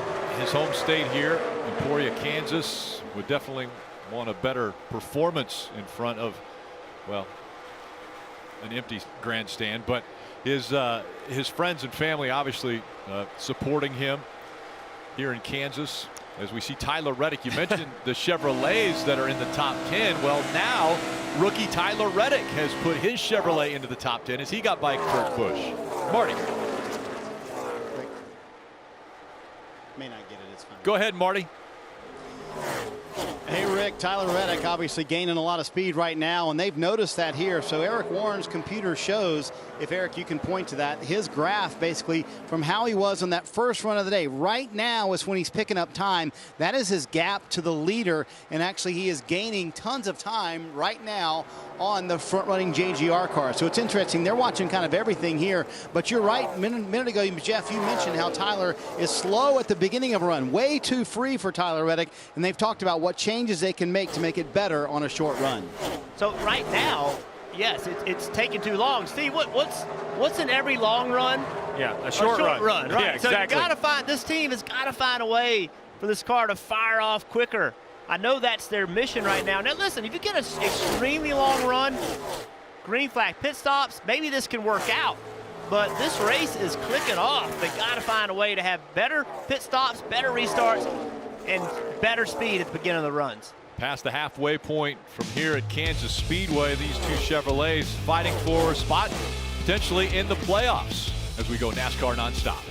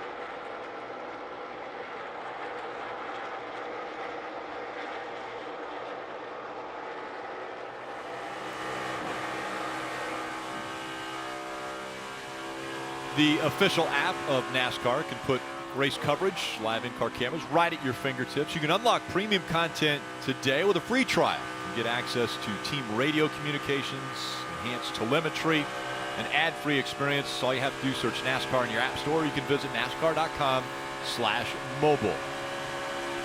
As we look at the Toyota driver update, Martin Truex Jr. out in front, Denny Hamlin, teammate right there, and around goes the 17, and so Chris Buescher brings the caution out. All right, you're good here. Chris Buescher, almost a driver swap, the situation from a year ago. We're lap down.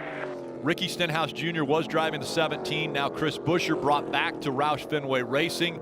And you see the issue there for him. He was running 25th. Yeah, looks like he spun out off of turn 2. Let's take a look and see how that happened there. Back there in the third groove. Looks very similar to Bubba Wallace, his incident. Yeah, following Clint Boyer right in his tracks, you know, just lost the air on the car and around it came. It's like these cars are spinning out really quickly. Once they're getting sideways, it's almost like they can't save it. The right front tire pops there. I'm not rooting bad luck on anyone, but it is refreshing to see these cars are so tough to, you know, we hear all the time, some people say how, oh, they're easy to drive. Well, you know, these two drivers would disagree, right, Jeff? Yeah, this right here concerns me, Steve. All the sparks, what's getting damaged underneath that car? Yeah. Obviously, we've seen, we saw Bubba Wallace come on pit road, did not have that. So right now, I worry about this team and what kind of damage has happened. Yeah, that's definitely some right front suspension. Looks like there's dragging there for sure. Yeah, I think the concern is the sway bar arm could get drug off and come unhooked. So interesting, you guys referenced that looked a lot like Bubba Wallace. Well, the 43 of Bubba Wallace is going to get the free pass because he was the first car scored a lap down, and so he will get back on the lead lap. That'll put 26 cars on the lead lap, and those lead lap cars are now on pit road. Kelly. And we've got a pair of Joe Gibbs Racing cars leading us down pit road. You see Denny Hamlin in the 11 up there. Said he was free on entry and exit tight across the center. He actually brushed the wall at one point. The team said the right side looks good. 4 tires for him. Martin Truex Jr. said he was really good for a while. Then he just got free all the way through the corner until he hit a tight spot. But he said no changes for this one. The track's just getting greasy. And then you see Ryan Blaney already out of his pit stall in the number 12. So Blaney and their team, the 2-tire stop worked out for him. Jimmie Johnson as well. We'll see if 2 tires work better. A couple rookies up there with Reddick and John Hunter Nemechek.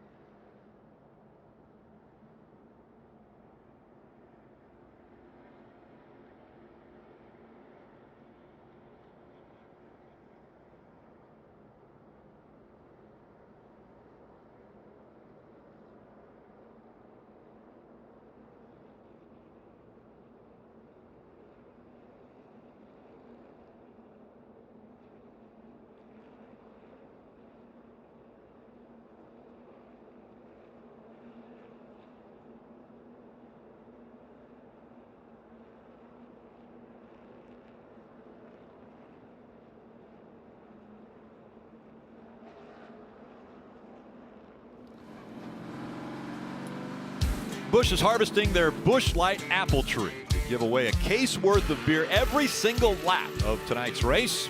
Tweet hashtag Busch Light Apple and hashtag sweepstakes during every lap for your chance to win.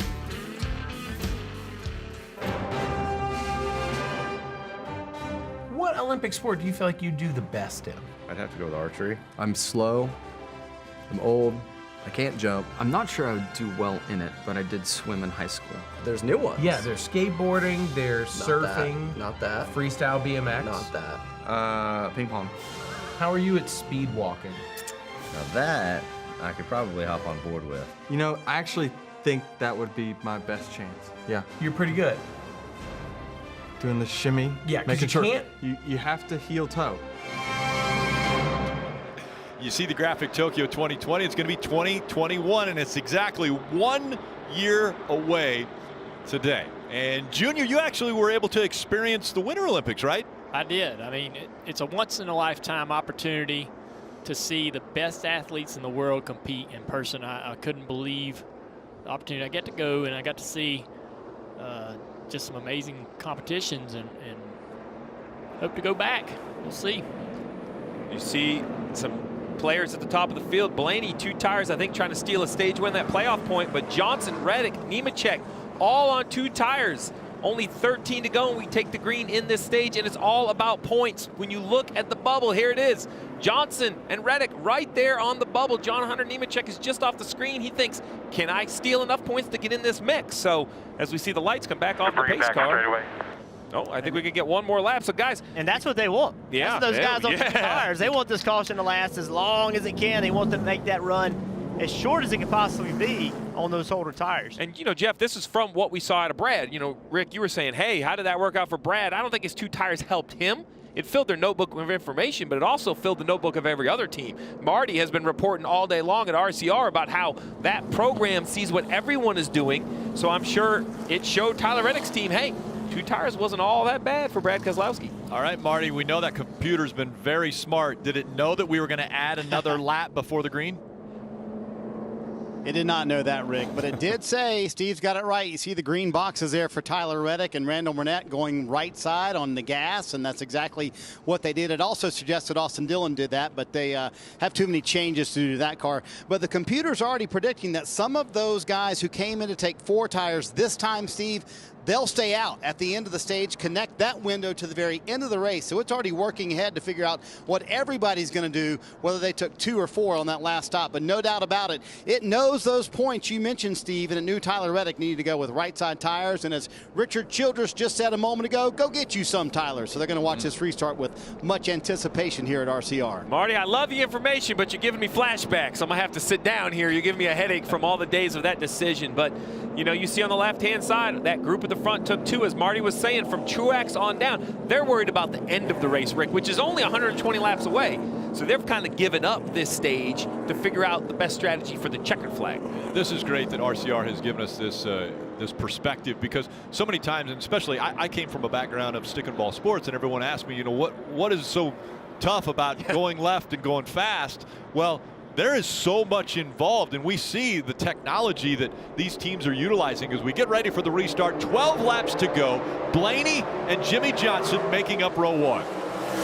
Blaney's by himself. No good push from behind. Great push on that inside. Might send the 48 out into the lead here. Now the 11 back behind the 12. Denny Hamlin's going to come in there and help Blaney on this outside line. Should be a lot of momentum on this outside line down the back straightaway. Look at him lined up. Big push for Blaney. Hamlin in the second. Hamlin's going to try to get to the lead here. He's got those 4 tires. He's not going to give away this opportunity to win the stage. Denny Hamlin wants to get things going in the right direction. After having such great success, he had 3, you would call them bad races. 28th, 12th, 20th for the 11 team, which he was so dominant, he and Kevin Harvick.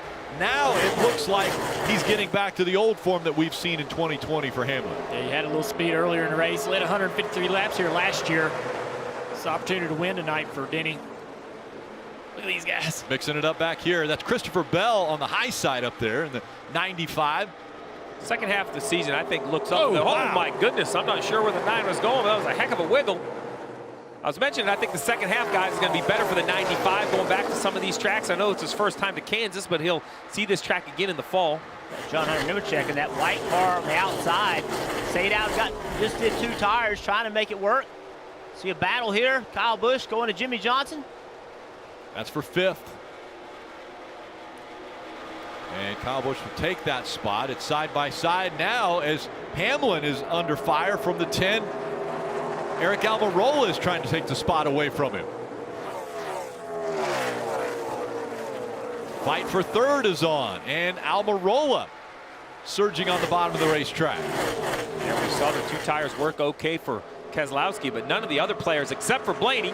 He's holding the lead, but Johnson's falling back, Reddick's falling back. The 2 tires not working on those other cars. Wow, that's a Denny almost to the fence. Right up against the wall.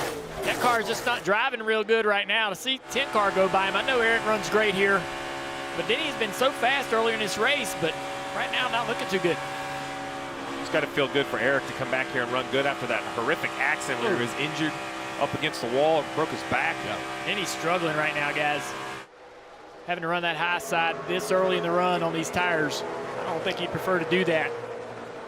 His teammate Kyle Busch going to the bottom of the racetrack. You hear him feathering the throttle there a little bit, but he's going to take the spot away from Denny. Wow! Denny looks like he's been in the fence a little bit. Yeah, he got in the fence, had some contact. Doesn't look bad. The crossover move by Hamlin. Does he take the spot back? No, the damage isn't bad, but if that right rear quarter panel loses some of its flare, it's definitely going to be less grip. That air pushing on the side of the car helps these cars in the middle of the corner. And he fights back to get that position. Let's see this here. The contact just slides up there, gets a little bit too high. I don't know if he got in the wall there. It might have happened sooner. That looks like a homestead kiss right there, man. That's all right. I think he'll be okay with that. And then right on the back bumper of Kyle as he went back down and was able to get back in front of Kyle. That shows you how important 6 laps to go. They're racing for that one position. Kyle way out of the gas. And that's going to hurt him way more down here in 3 and 4, right? Not being in the gas for so long. That's one thing that with this high drag, low horsepower package, a lot of people think they're easy to drive. You see Kyle Busch, what kind of moment he had right there. These things they're not easy to drive by any means. Closing the gap, the 4 of Kevin Harvick as Ryan Blaney, Brad Keselowski right now running 1 and 2. And a gamble by Todd Gordon put 2 tires on Ryan Blaney, try to win the stage for the playoff point, where here comes the 2, his teammate Brad Keselowski. He knows what it feels like on 2. He just had him a pit stop ago. See if he can use that information. There's those white gloves you like, Junior, sawing on the wheel. Brad's been faster than Blaney for sure. He's running down. 4 laps to go in stage 2. And guys, was that a little attempt at maybe a block when Blaney came down in the middle of the racetrack, almost looking like he was going to go in front of Brad? He's just trying to not give Brad a draft down the front straightaway. All right, take a look at tonight's Xfinity fastest lap, and Logano has turned the fastest lap. It was on the 2nd lap of the race. How about Brad Keselowski on lap 150? Yeah, we just went by that about 7 laps ago. Brad needs to show him something different. Blaney's picked up that Brad wants to be on the bottom in 3 and 4. Look at this run that Brad's going to get. So down the back straightaway, a lot of forward momentum. Now, what's Brad going to do with it? Ryan thinks he's going to go to the bottom because he's been going there. This time, Brad stays on the top. It's a good move by Brad. Not go to the bottom. Try something different. Coming up on 2 to go. 2 to go in stage 2. And again, the chess game. Blaney trying to be in front of the 2 of Keselowski. Brad running to the bottom. Going to try to get side by side with him. I think he's going to get there. Can he hold him? Can he get to that quarter panel, side draft him? Will he be able to carry enough speed, staying away from him, getting into 1? He dives down into turn 3 with the momentum from the side draft. Blaney on the high side. Can Blaney stay there? He's pretty loose. Brad's going to clear. Good racing right there by teammates. Yeah. Blaney's car just too loose to hang on to it. So what we're learning about tires, Steve, in the right situation, 2 can work, but they're not going to last very long. Yeah, better be a short sprint if you want me to hold on with 2 tires as Blaney now tries to keep it out of the fence.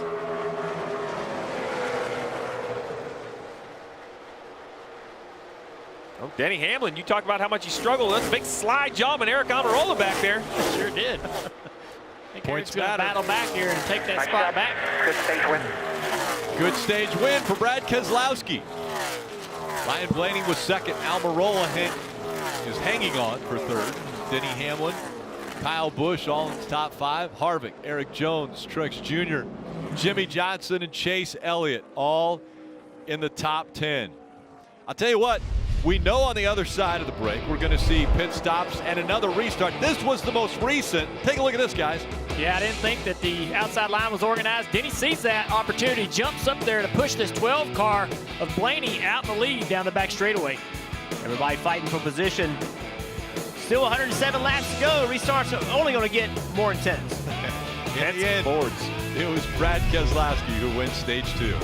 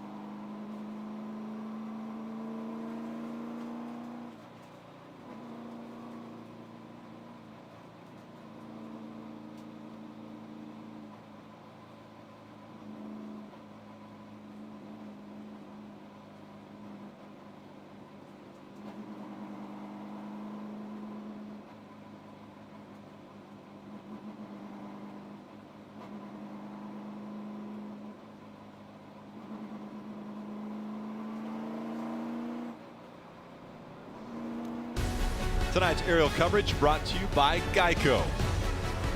Down on this big 1.5-mile racetrack here at Kansas Speedway. So coming up on Saturday on NBCSN, the Xfinity Series will take their turn on the 1.5 miles here in Kansas. And a year ago, it started off as a discussion. Well, that was the big 3 from last year. Now they're racing in the Cup Series. Saw Cole Custer in there, Tyler Reddick getting after it. That coverage beginning at 5 p.m. Eastern on NBCSN. Closing in on just around 100 to go, Rick. We've seen some issues on pit road, some uncontrolled tires. No time to recover at this point, Parker. Right, Steve. There was a lot of discussion on the 2 cars radio about 2 or 4 tires, but Brad Keselowski said, I want 4 tires. That's what's going to get us to the front here.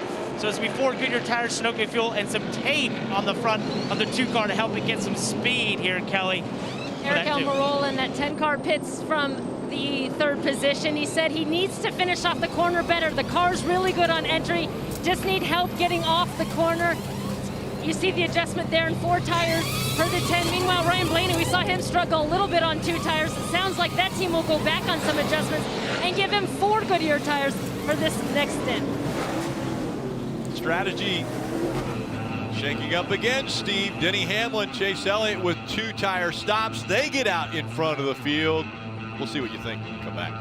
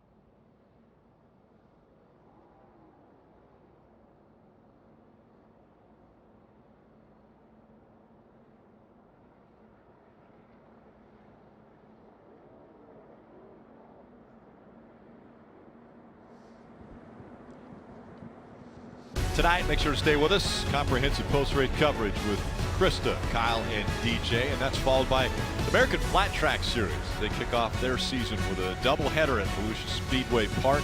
You're not going to want to miss the stars of the world's premier dirt track motorcycle racing series. They go handlebar to handlebar. They'll be fighting for that top spot on the podium. That's all coming up following the Cup race on NBCSN. All right, Krista, what can we expect on that post-race show? Well, you know, Rick, we spent a lot of time in the pre-race talking about Ryan Blaney and Eric Almirola, how for the last several weeks they've been running up front, leading laps, but they haven't gotten as many wins as they really could have. Eric Almirola still looking for his first win. So could this be their night? And what or who will we be talking about after the race? Well, remember, for the last 2 weeks, the driver has jumped into the playoffs from outside the fence. Will we see more miracles out of nowhere tonight? Marty, what are the chances the RCR Command Center predicted that I would use yet another song title from Kansas? That's my third, by the way, today. Krista does not have predictive software for you, but I could have told you that you would hit 3 on Kansas songs today. So, hey, it's four tires for Tyler Reddick there, and they almost did not get the wedge wrench out of the window. Steve, they got it out just in time. So Ray Wright, the pit crew coach, who's sitting right there, is the guy who have to have a talk with the pit crew guys. But they considered 2 on Austin Dillon's car. You see that over there. They did not go with 2, Steve. They are going to go with 4 and try and get that car a little bit better. So loose for both of these race cars here at RCR. Well, I think it was a perfect example. You told us earlier how they wanted both teams to take right side tires. The 3, when it gets that, took 4 and ended up working better. These restarts are so hard to predict. I know the algorithms say one thing, but traffic is crazy. All right, drivers, what do you predict for this final segment? Yeah, I think what we're going to see is this race, we've seen a lot of cautions late in the race. I have no reason to believe that's not going to happen again tonight. Yeah, I just want to see where the guys are going to be running as the suns went down. Is that bottom going to get more competitive? And the guys that have been running the top, are they going to fade? Big question, Ryan Blaney. Can he close? He's up in the top 3 again. He's been dominant at quite a few of the races, but hasn't been able to finish by getting to victory lane. We'll see if tonight's the night. Or what about Kyle Busch? Hasn't won in the 2020 season. Can he get his first win of the season here at Kansas? Denny Hamlin will bring the field back to the green flag. Chase Elliott up front there, a little pit strategy to get the 9 car up, maybe in some clean air. Coming back for the start of stage 3.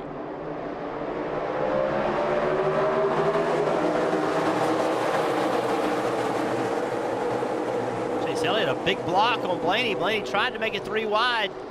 Looked like there might have been a little bit of contact with the 18 and 2. Brad Keselowski.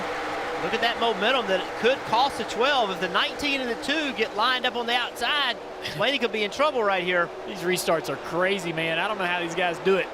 Everyone's on attack mode. 4 wide back there. Harvick, Jimmie Johnson, Christopher Bell, Austin Dillon on the bottom, all the way through 3 and 4.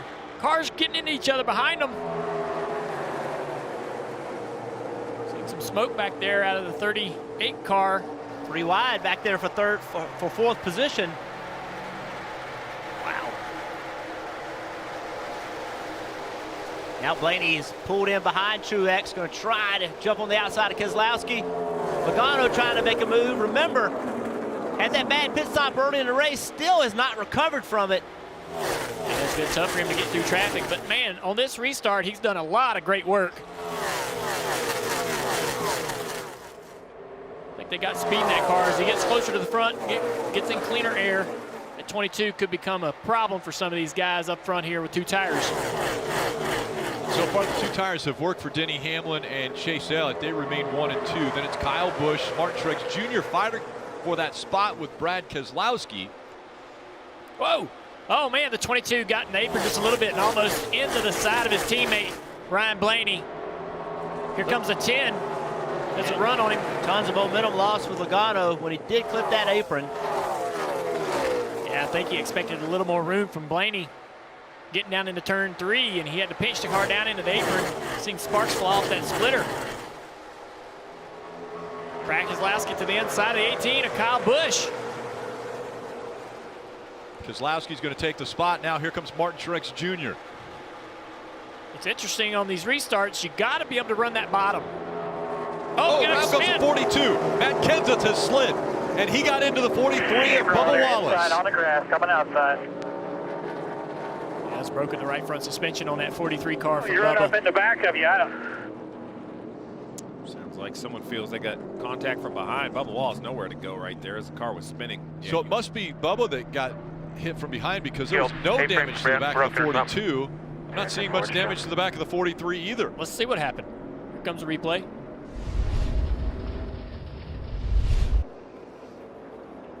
.42's out of the gas. Loose. I don't think the 37 touched him.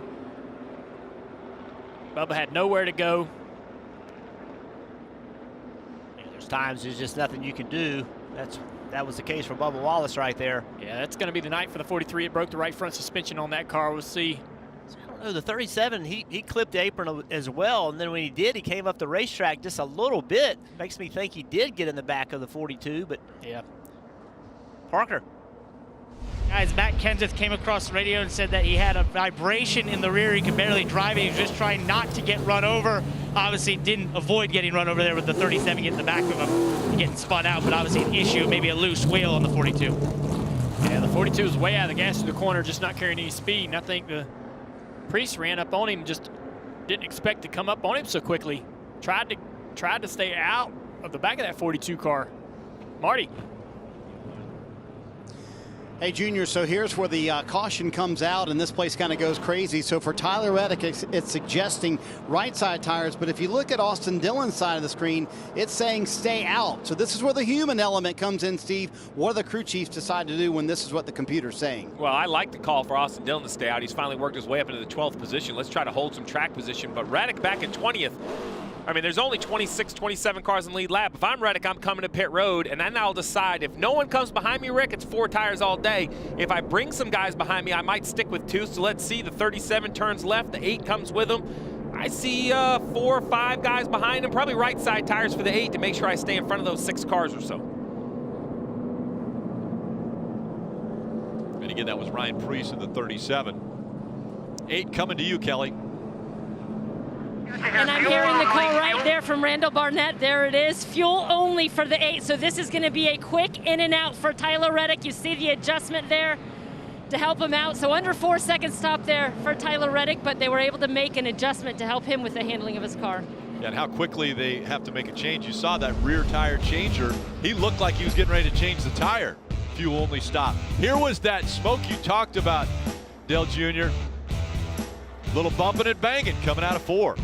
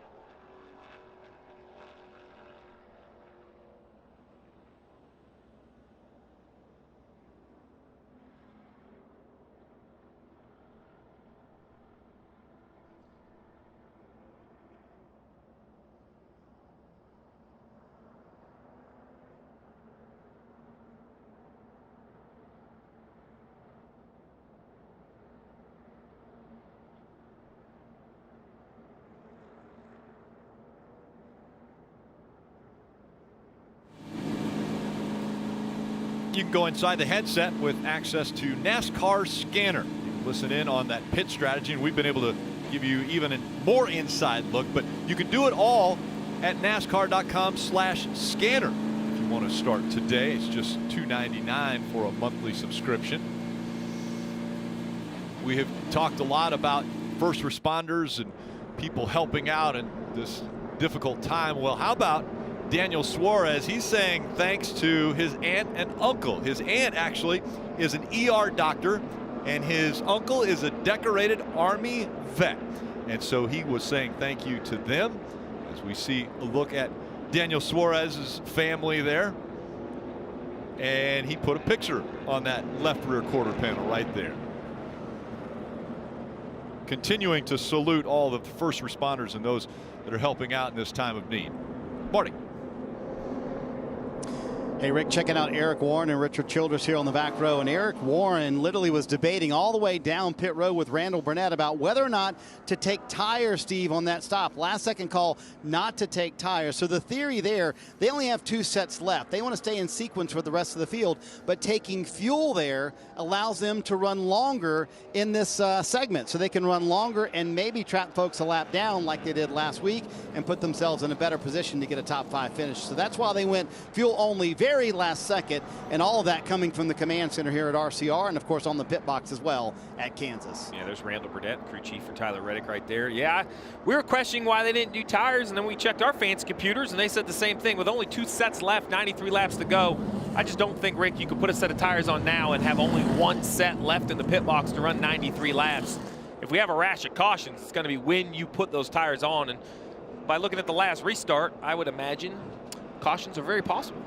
Well, let's see what lane choice selection goes into for the 11 of Denny Hamlin. Listen into his radio. What are you thinking for restart lane? I was thinking top, but I kind of don't like it with mine in the 18 gearing selection. Yeah, the 2's been a really good pusher too. So whether he pushes you or splits you, puts you 3 would be the question. All right. Pushing. We saw a little pushing and shoving on the last restart. Let's see how intense it gets this time. Chase Elliott on the inside. Denny Hamlin on the outside. Green flag back in the air.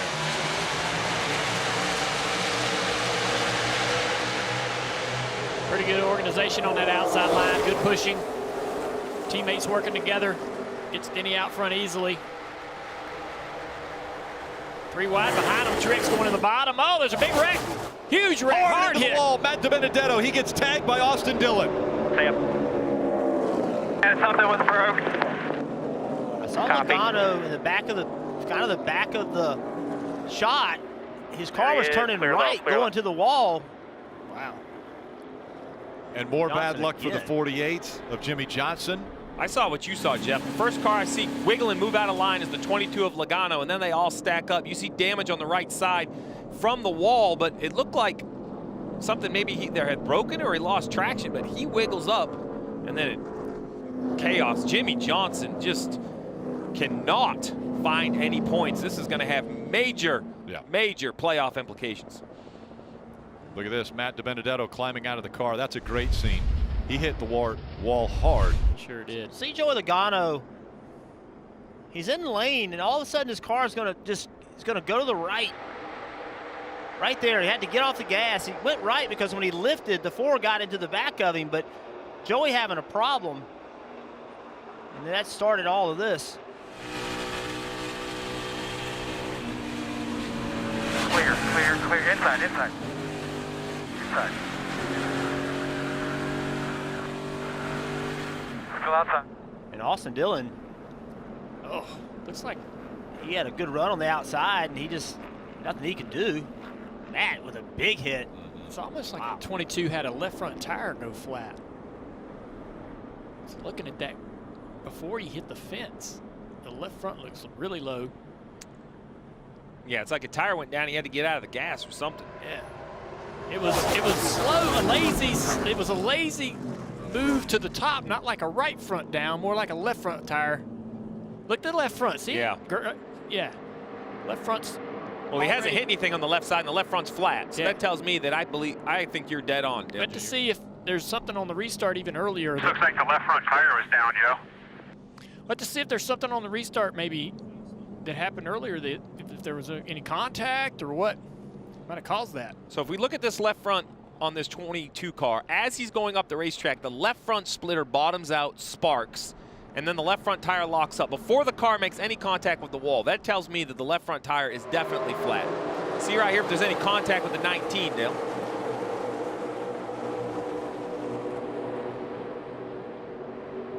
Everything's clean right there. Yeah.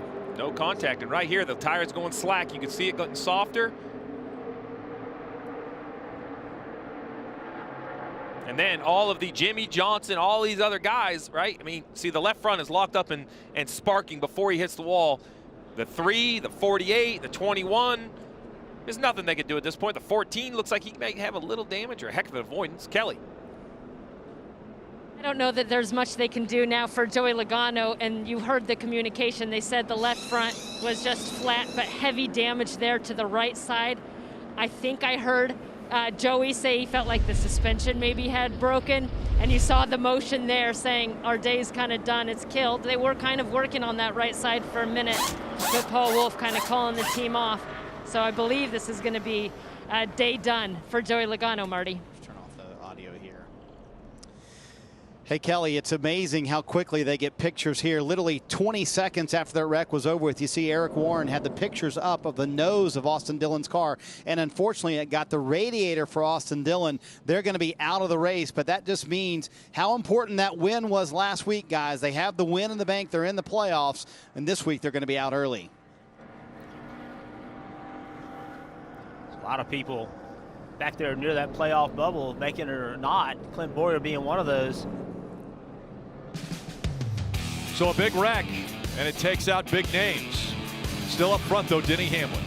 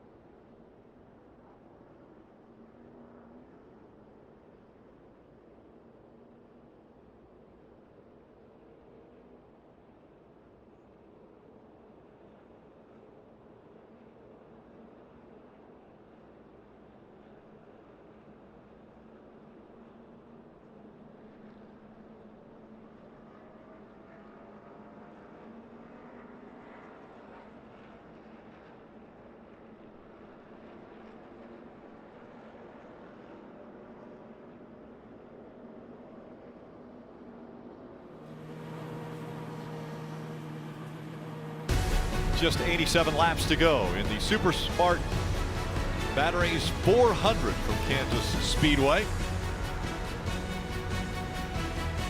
Well, 88 laps to go. That means there's still the final stage. Download the NBC Sports Predictor app.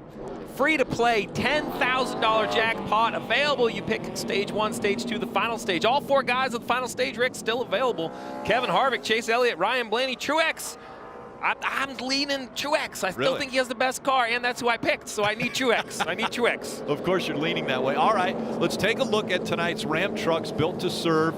Talk us through this. Drivers, restarts? Yeah, man. I mean, that's the best opportunity to try to make up as much ground, make up as many positions as you can, try to pass as many cars as you can on those restarts, Jeff. And you got to be aggressive. You got to take an opportunity. You see a hole, you got to go for it. That's the chance to win this race. Even though it's still a long way to go, you can win it right here on this restart. Adjustments. The 9 cars added Packer. Wedge in, wedge out. Lights are on. The sun's down. Who's made their car better? So Kevin Harvick, he had the front row seat for this. Joey Logano right here. Lifts.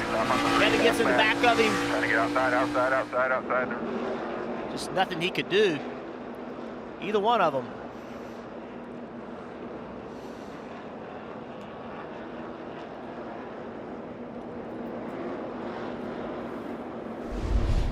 All right, let's look at the playoff points. And look how close it is right there at the cutoff line. Listen to Tyler Reddick, the number 8 black and red car, about 8 or 9 rows back on the outside. Huge chance for him. We see Jimmie Johnson's damage. This could be the time for Reddick to pounce. Everybody, though, still has to make another pit stop with 87 to go. Also, Eric Jones in that 20 car. This could be a big night for him as well on the outside of row 4. Denny Hamlin launching, and Chase Elliott a little bit loose there with the help from Kyle Busch behind him. Yeah, Chase just didn't get a good launch at all. Almost cleared entirely by the 2 cars on the outside line. Look at the 12 of Blaney trying to get to the quarter panel of Denny Hamlin. But Chase is going to be able to push that Atlanta car back out front. More wrecking. And around goes the 95 and the 97. Hard hit. Into the wall. Oh, my goodness. Oh, it's awful. Ryan Preece in the 37. Fantastic. That's Ryan talking. Glad to hear that. Put the winning it down. Man, that's good to see. Yeah. That was scary. That's one of those wrecks that when you're watching it, or especially if you're Ryan Preece in that car, the angle at which you're approaching that inside wall. It was a violent crash. Scary. Almost upside down. We see the 17. And look at the AMR team right there. And how about that? Frustration to climb out of the car, but still, man, what a hard hit. And glad to see him be able to climb out of that car on his own power. Such a dangerous sport, and we almost lose sight of that until something like that happens. Let's take a little replay and see just how all this began. There's Ryan's car. Back there behind Tyler Reddick. He goes to the middle of the racetrack. Got a great run going there. Looks like the 17. Oh, no, ahead of them. The 95 gets in the wall. Christopher Bell and Ryan Newman. Looked like Ryan Newman got into. Oh, Christopher Bell trying to get up in front of him. Then they make contact. Oh. Poor Ryan Preece. We talked about he's had a string of last place finishes, and wow, such a Junior and I in this booth, when he was heading to that wall, we were both cringing. It's not what you want to see, but it's good to see him get out of that car. Look at this angle of impact. So violent. 3,400 pounds of race car just thrown up into the air after it bounced off that inside wall. You see the soft wall moves as it should, the steel barrier, foam, and then concrete behind it. Look how fast he's headed in the inside wall there. No way slowing the car down. Helpless feeling. This shot right here, see, Newman's up the racetrack. 6 has got to run. 95 comes up the racetrack right as the time that Newman's there.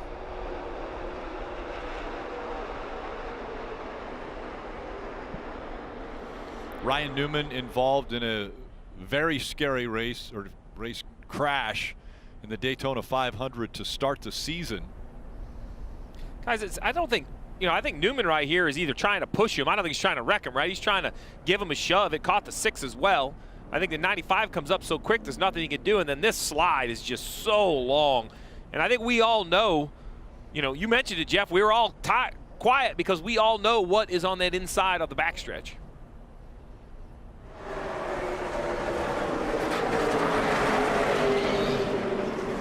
So as violent as we saw there with Ryan Preece in the 37, I talked about what Ryan Newman started the season with. This was the end of the Daytona 500. Ryan Newman in that 6, looking like he might win the race, and then that crash sent him to the hospital.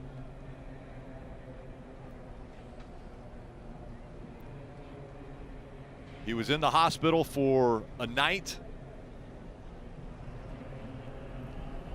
And then his daughters helped him walk out of the hospital the next day. It was frightening, to say the least.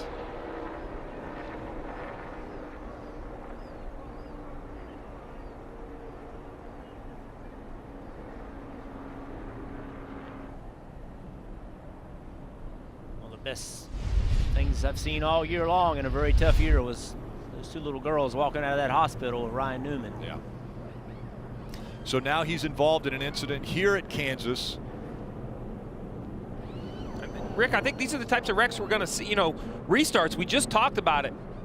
You know, how important restarts were. The 95 tried to block, the 6 tried to push him, and this is what's going to happen. Parker.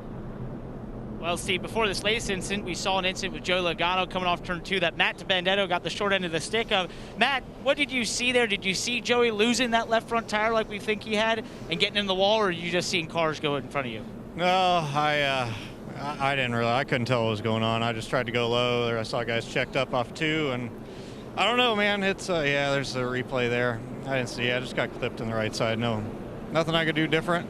Yeah, Parker, I'm not gonna lie, I'm pretty freaking irritated. I'm just, we have had garbage luck the last couple of weeks. My guys, this, you know, Menard's Dutch Boy Ford Mustang was fast, and we deserve way better. Racing for the playoffs is just, this is annoying.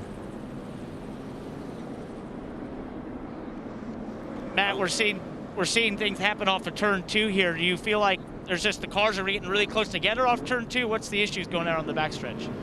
The restarts are just wild because, you know, we have no horsepower, so it takes us 45 minutes to get going. So yeah, the restarts are just wild. That's part of the racing, but I'm glad to see those guys are okay. I saw Ryan Preece's crash and Newman and those guys. Man, that's an insane crash, so I'm glad to see they're okay. And we'll be fine. Our cars, we've been so fast every week. We made 700 adjustments there, put 40 rounds of wedge in it, I think, and had just gotten the balance where I was happy with it. And then we get crashed. So let's go to, I need an off weekend. I'll watch the other guys race and go to one of my favorite tracks, New Hampshire, and rebound and get a dang finish we deserve. Certainly wild restarts off 2, guys. Frustrated Matt DiBenedetto there.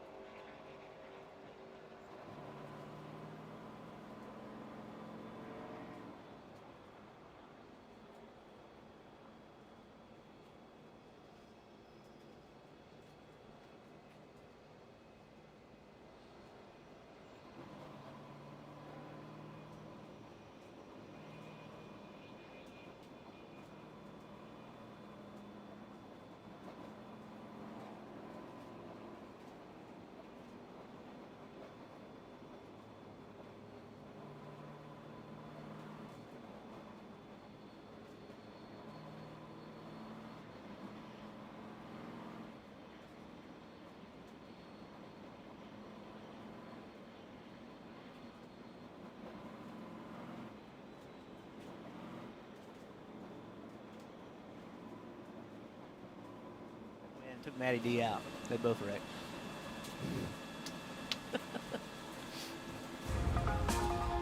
We'll call all the action from NASCAR, IMSA, American Flat Track, and more with Track Pass on NBC Sports Gold. You don't miss a Green Flag Live. It's commercial free and on demand. It's at NBCSports.com/Track Pass. And we mentioned earlier, American Flat Track, they are at Volusia Speedway Park. So that's taking place after the race. As you see the 48 shutting it down, saving a little fuel. Again, involved in a wreck earlier.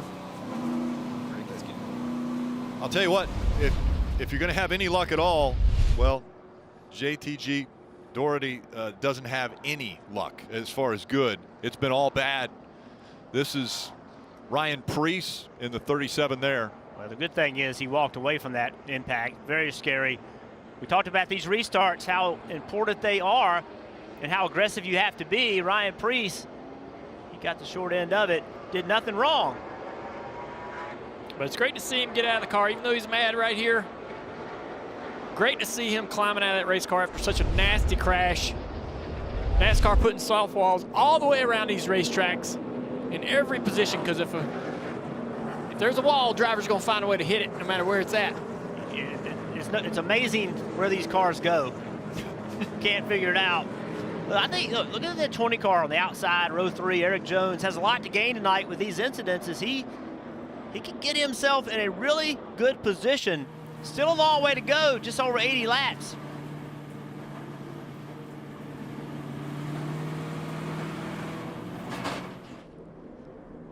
Outside groove, got 2 teammates lined up with Denny Hamlin, Mark Truex Jr. Got 2 buddies on the inside, though. That outside line, man, there's 3 teammates. Look at 18 trying to go 3 wide here on Chase Elliott. That outside line, though, is way organized down into turn 1. Denny easily clears for the lead.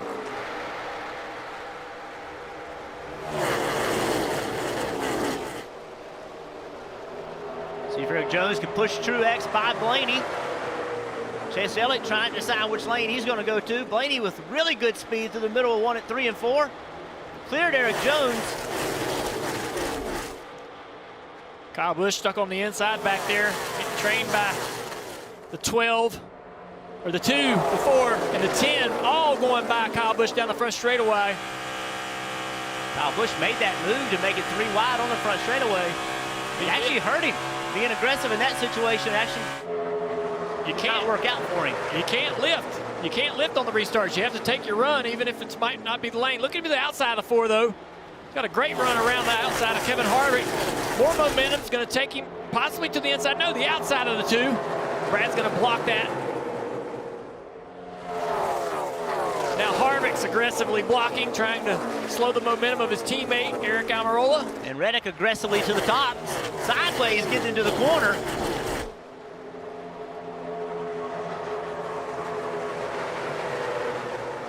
Look at Reddick all the way to the top of the racetrack on these restarts. Yeah, just got to think there's some speed there, especially on the long run. But as we get later and later into this race, they need to find a way to find speed on the bottom of the racetrack on these restarts, especially on new tires for Reddick.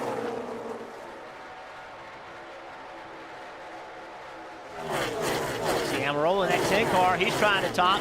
He doesn't enter on the top the way Reddick does. Yeah, he's kind of struggling a little bit. Had some great speed earlier, drove up to 3rd place. Right now in 9th, trying to hold these guys off and stay in the top 10. Cole Custer on the bottom of the racetrack. We saw he and Tyler Reddick had some words here last year. Xfinity race, battling tonight. William Byron back there has drove back into the picture.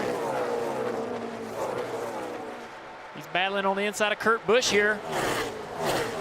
12th spot. I think he's got good speed in that 24 car, but his teammate Alex Bowman's going to push Kurt Busch back by him. But now they're side by side back there, the 88 and the 24. But Alex Bowman in that outside, that black 88 car, has not really had the speed that we saw him have early in the year. Well, as you watch the battle on the right-hand side, on the left-hand side, Denny Hamlin continues to lead. Martin Truex Jr. searching for lines and some clean air to try to get around his teammate. Let's listen into the 19. Denny to pick a lane lane going in the corner, please, so 12 don't pass both of us. Frustration out of the driver of the 19. Wants Denny to pick a lane, feels he's being blocked a little bit or mirror driven into the corner, and he's concerned about Blaney back in third. The 19 guys look better to me. At some point, though, you're going to have to race him like he's not your teammate. I'm sure probably Truex is. He's getting frustrated, and now he goes to the bottom. He's going to be inside the 11 on corner exit. And he's got a great position on the 11 car right here. Going to side draft this quarter panel on the 11 down the back straightaway. See if that momentum, that forward momentum carries down into turn 3 to be able to clear. It does. Now he can get out in front of that 11 car and use that big spoiler on the back. Nicely done. Take the air off that 11 car the way that Denny was doing to him. 19 again. Remember, that 11 car has 2 tires. Everybody else around him has 4. I know Truex is frustrated, but that big rear spoiler is a great way to take the air away from your competition behind you. You got to use it. You got, whether it's teammate or not, you got to try to take the air away from the guy. Sometimes that button on that steering wheel is the vent, right? you're just hitting it to vent a little bit. Look at Denny. He's fighting back with some speed there on that high There, side. he's crossing over. So I wonder, guys, do you think the 11's just a little too free and getting back there and tighten his car up, or did the balance get better actually following? Cautions come out. And Ryan Newman in the 6. He's got to lift her tire down on that 6 car. Oh boy. I think that's a good question on the 11, or Martin Truex Jr. Once he got the lead, he was trying something different and just didn't have quite the speed. Go ahead, Rick. I know you're going to ask me. Well, everybody's going to come because can they get close to making it on this one? With 73 to go. Has Newman had trouble getting into his pit stall? Has Newman done here? You see the left rear tires, flats. This car had a lot of damage, probably body rubbing on the tire. He's coming to get on his pit box, and with no left rear tire, it just spins around on him. Yeah, I think he almost drove by his pit stall and locked it up. Here in the 4 and the 9. Oh, the 9 gets in the fence a little bit right there. Off turn 4. So, Rick, you were asking as we see him take another look off the right side of the 4 into the 9, getting into the wall.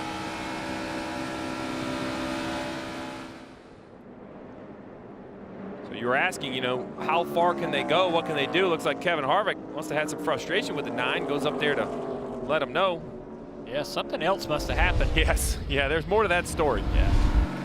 72 to go. We think it's outside what we predicted their window to be, but you know, they're not going to tell us how far they can stretch it all the way. This would be a long fuel run, but you might get some quick yellows. I think everyone will have to come to pit road at this point in the race. I was going to actually tell you to go to the computer and see what it said, so you didn't put me on the spot. Well, that human element. Pit. The human element says pit. And at this point right here, I would have to put 4 tires and fill it with a fuel slam full and try to stretch it in case we don't get enough yellows. William Byron stayed out. Kelly. And pit road is a popular place to be. Remember, Denny Hamlin took 2 tires last time, so he's come back down. He said balance is not bad, but he started to get tight in 3 and 4, so he really had to put more wheel in it. Meanwhile, Martin Truex Jr., who took the lead, said his car was really good until he got out front, and then he started to get a little bit free. And there at the bottom of the screen, you see the top 4 to Ryan Blaney, the 12, right side only for Blaney. 2-tire stop for a couple. Matt Kenseth, no tires on that stop, made up quite a few spots on track.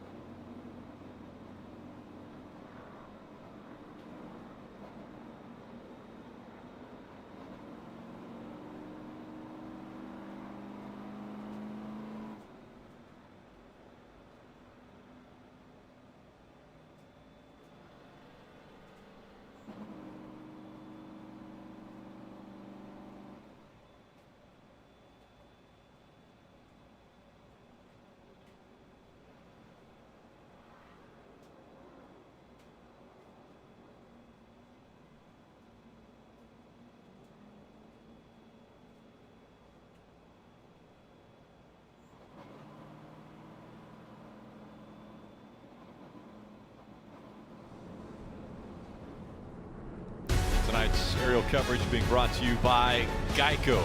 Field strung out. Car missing from that field is the 37, driven by Ryan Preece. He was in the infield care center, and Parker caught up with him just moments ago. What a great sight to see Ryan Preece out of the car and walking. Ryan, how are you feeling, first of all, and what did you see in that wreck there? Yeah, to be honest with you, we had a fast race car right there at the end, and it's frustrating for all of us at JTG because we've been working really hard and probably had a top 10 car there at the end, so I'm all right, just ready for this year to turn around. Thanks to Bush's Beans, 37 and JTG. We'll be back next week.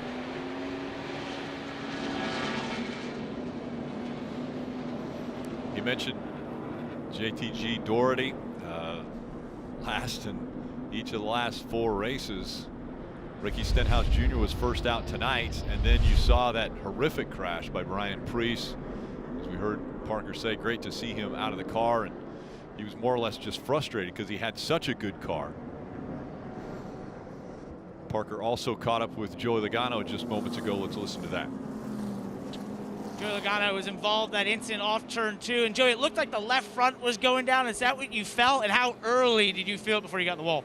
I felt it going into 3 right before we took the green, and I felt it kind of landing on the splitter, and I honestly thought that the left front shock went bad because it wasn't like it was flat, it just was down a little bit, and maybe it's bad judgment on my part, but I just thought that, man, it wasn't that bad, and I didn't want to lose all our track position for something I wasn't sure of, and hindsight's 20/20, and I hate that, and I apologize to everyone that was involved in it, in the crash there.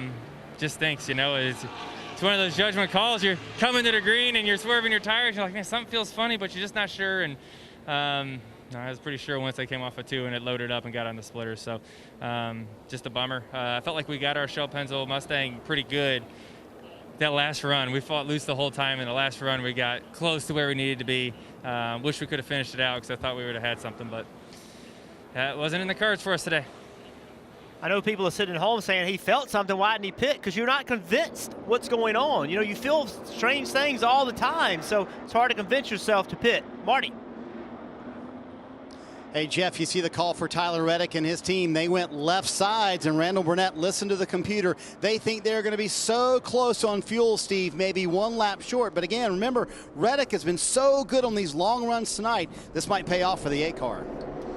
William Byron stayed out. We'll see how it works for the 24 team.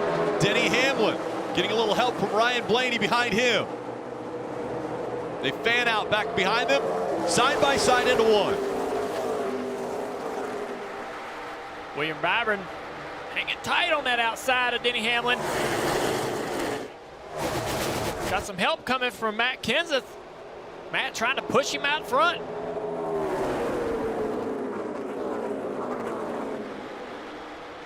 Brad Keselowski to the high side, trying to get the outside of that 42 car. He's gonna have to try the inside down this front straightaway. Leader still side by side. Byron side drafted. Denny trying to get away from him. First time William Byron's had clean air all night long. Learning how his car drives. See Blaney trying to get on the outside of the 11. 11 fills that hole. Byron's clear. Keselowski taking the fight to Blaney. Blaney all on his door, getting in the corner, trying to pull the air off the side of his car.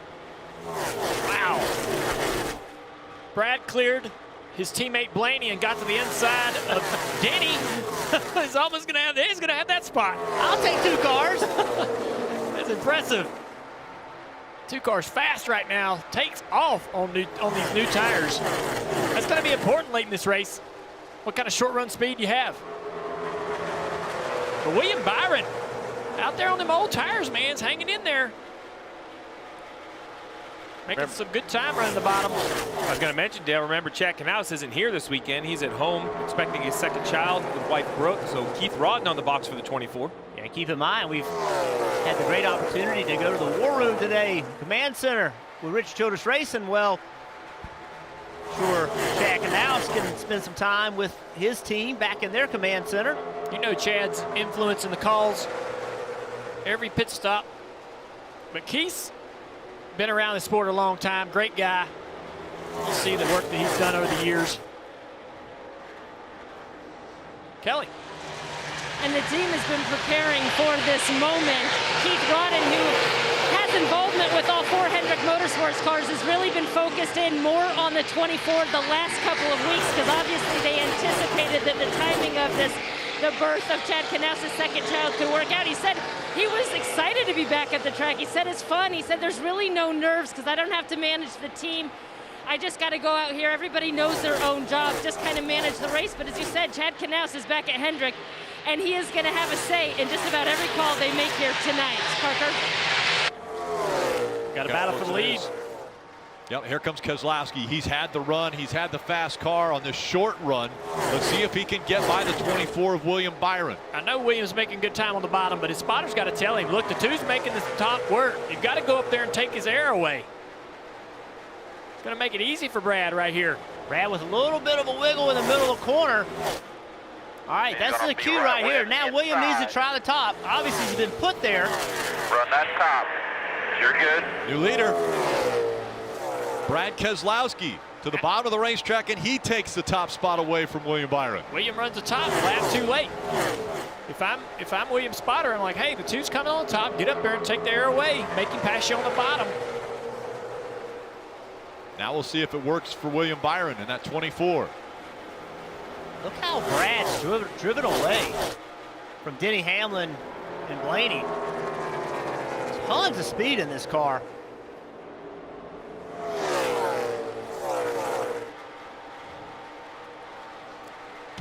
Brad Keselowski takes the lead here at Kansas. We saw a little frustration between Chase Elliott, Kevin Harvick. Well, it was after this close racing, side drafting on the front stretch, on the back stretch. Harvick pulls up under yellow and says, man, cut me some slack.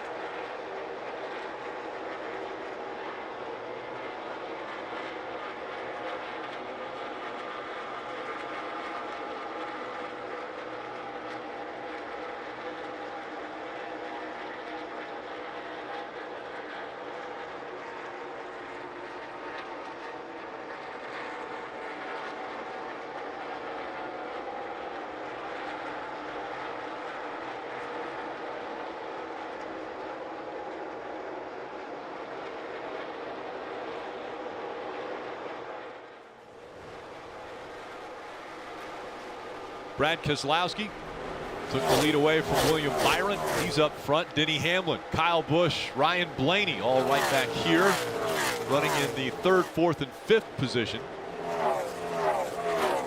Now 56 laps to go from Kansas. So you mentioned Brad Keselowski leading. Right here, the 19 and the 2 are side by side on this restart. Martin Truex Jr., one of the best cars. Well, he's on the bottom, makes the move, nowhere to go, gets blocked in. Look at the difference right here as we come off turn 2. Nowhere for the 19 to go. The 2 of Brad Keselowski gets to the outside of the 88. The momentum on the high side, 2, 3, 4 spots better than the 19. So Truex currently in 7th, Brad Keselowski leading the race. I argue, Rick, happened right there. One set of corners on the restart was tale of two different starts. Truex nowhere to go on the bottom. The other thing that's happened since this restart is that 12 car, Blaney, he's been going backwards. Put 2 tires on that car, and it's just not worked out. You see slow for the 6 of Ryan Newman. The 48 didn't make minimum speed after all the damage, so he is done for the night, which is difficult for that team. Now they're 24 points below the playoff cut line. And again, only the top 16 in points make the playoffs, or if you win a race, you can get into the playoffs. Well, it's almost looking now like some of these guys are going to have to win if they want to have a chance at a championship. Jimmie Johnson, he was +6 at the time of the wreck. He was involved in the wreck. Take a look at this. Tyler Reddick off the top. Has a run on John Hunter down the first straightaway. Oh my God. Almost turned John Hunter right into the fence. Those two racing for Rookie of the Year this year. And there's a look at the rookie points as they run. Not much of a battle, but man, this crop of drivers, all 4 of these guys got so much talent. Yeah, Cole Custer won 2 weeks ago. So of the rookies, he has been to victory lane. But the point's big for Tyler Reddick. He's been very consistent. Which is the thing that I don't think we believe that would be his strength this year, right? I think we all thought he would be fast, but he has put the speed and consistency together. Yeah, he himself said when he brought his aggressive driving style to the Cup Series, he knew he had to table that because these longer races didn't play for that style. Take a look at this right here, the 24 car hanging in here on these 2 tires. Brad looks like he's getting a little bit loose. We've seen this out of the Penske cars. The longer they run, they fire off really good. But man, the drivers have their hands full on the long run with those cars. Yeah, no tires on the 24. Actually, 10 laps on both sides. He did gas only just to get on the same fuel window. Actually, he stayed out. Excuse me, stayed out. The only other interesting thing too is his teammate Alex Bowman riding in 5th. You know, you talked about it, Steve, this track changing so much, these cars being set up a certain particular way. Maybe the Chevys are set up for this end of the race. Yeah, I mean, if you were going to set up a car to be low on downforce, low on drag, have a ton of speed, not great handling, you would struggle with the sun and the temperature in the track. When the sun goes down, you would assume the track would grip up. Maybe that's the strategy for the 24. 24 drives up on him as Brad just cannot get the power down in the middle of the corner. You can see the back of the car just hanging out. Clearly, William Byron's faster right now, but he's got one of the very best in front of him. Brad knows all the tricks, and he's going to pull them all out. He knows how important keeping the lead is. Yeah, Williams' fastest car on the racetrack at last lap. Brad, the 3rd fastest race car, so he's not struggling too badly. Just, man, it's impressive watching them guys in those Penske cars hang on to such loose race cars on the long run. So if you're William Byron, what you'd like to be able to do right now is to be able to carry speed, run in the middle of the racetrack. See Ryan Blaney continue to lose spots. Hearing the 12 hit the wall, there's some right side damage there. Oh yeah, they got the right front too. The right rear is bad. You hit that right front and knock that fender in on that right front tire. Really going to affect the handling on that car. You don't want to hit it with the right front corner. Now you worry about a tire rub. So what you want to do if you're William Byron is you can clearly see. Here we go, back a replay. Blaney loose. We've seen him loose all night long. Yeah. That's been their strength this year. Being able to run loose like that and make lap time sometimes just jumps over the edge, and that's what happened right here. Every time you watch that car on a mile and a half, he looks loose. That's a big hit. I'm telling you, his teammate leading this race is sideways twos. William Byron stalking the 2 car, Brad Keselowski. Look at him. Yeah. Whoa. Big momentum, move. Momentum right here. He's so sideways. Unreal. William Brad side drafting him, but Williams going to clear him. Back to the front for William Byron. He takes the lead back from Keselowski. Brad was that sideways, still the 4th quickest car on the racetrack. Interesting now, William Byron 18 laps more on his tires, which means 18 laps more fuel that he has used up, Steve. Yeah, I mean, so fuel is definitely a concern, but my concern is over here. Look what happens to those points when the 24 becomes the leader. Jimmie Johnson now minus 43, Jones minus 41, minus 39 for Reddick. We have seen Custer go to victory lane, Dillon go to victory lane. Now you have the 24 leading with 45 laps to go, Kelly. And how big would that be if William Byron can hang on? He had a 5th place finish here last fall, and Keith Rodden told me he felt like he really had the speed to even go for the win there. Win here, I should say. Last year, he said, what we need to do tonight is move forward and get up and run around those top 5 guys, and then we can figure out what we need out of the car to run there. Well, it has taken on the majority of the race to get up there and get that clean air, but even on older tires, William Byron hanging strong. Parker? Well, Kelly, what happened to 2-car there, Brad Keselowski getting so loose is kind of an example of how fast this racetrack is changing as we go into the darkness and the temperature's cool. It's consistently loosening up for the entire field. I've been hearing that all throughout the night, and Brad, just a stop ago, asked for no changes on that 2-car. He liked how it was handling, but now the track's starting to get away from him. You can tell it's way too loose. Keith Roderick, 3 years ago to the day. Victory Lane, Indianapolis, Casey Kane, his last win on top of the pit box. It'll be a great bounce back for sure. Well, and the last 2 races have been surprise winners. You had Cole Custer at Kentucky, and then Austin Dillon surprised him with some strategy at Texas. Could William Byron surprise people tonight? We go NASCAR nonstop.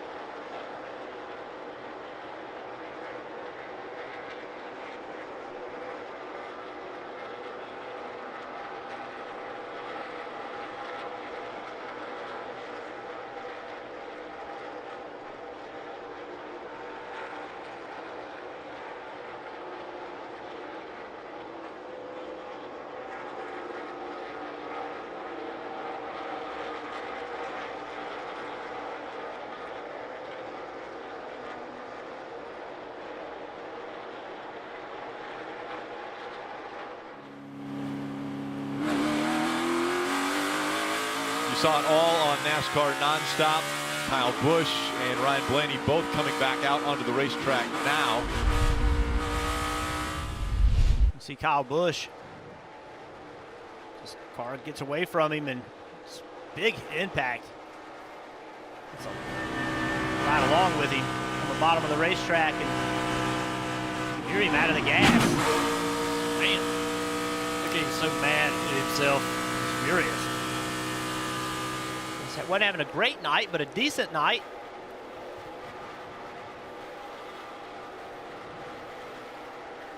Ryan Blaney had gotten in the wall once already, and this is the second time. Looked like he might have had a flat tire getting off in the corner, Parker. Well, back to the Kyle Busch there, you know, he came across the radio just after he hit the wall and basically said it was just a 4-wheel slide. He said nothing I could do. Once I got out of the throttle, it just went into the wall. Listen into the 18 radio. You ready? I just killed it. Plowing now. It was 2 numbers free, just a nice smooth slide. Yeah, flat tire.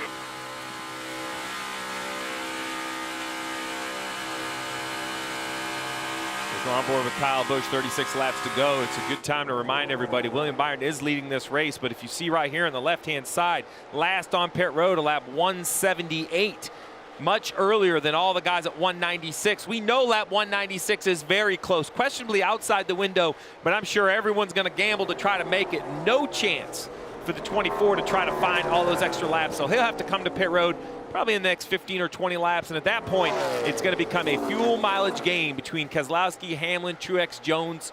We heard Marty earlier say Reddick thought he was only a lap short, so that means everybody has to be pretty close. Steve, William Byron, the way he wins this race is if a caution comes out prior to him having to come to pit road. Absolutely. And, you know, as the leader, come to pit road, you might drag a bunch of guys, and who's to say the guys that gamble don't make it, right? So he's still the leader, even a little short on fuel.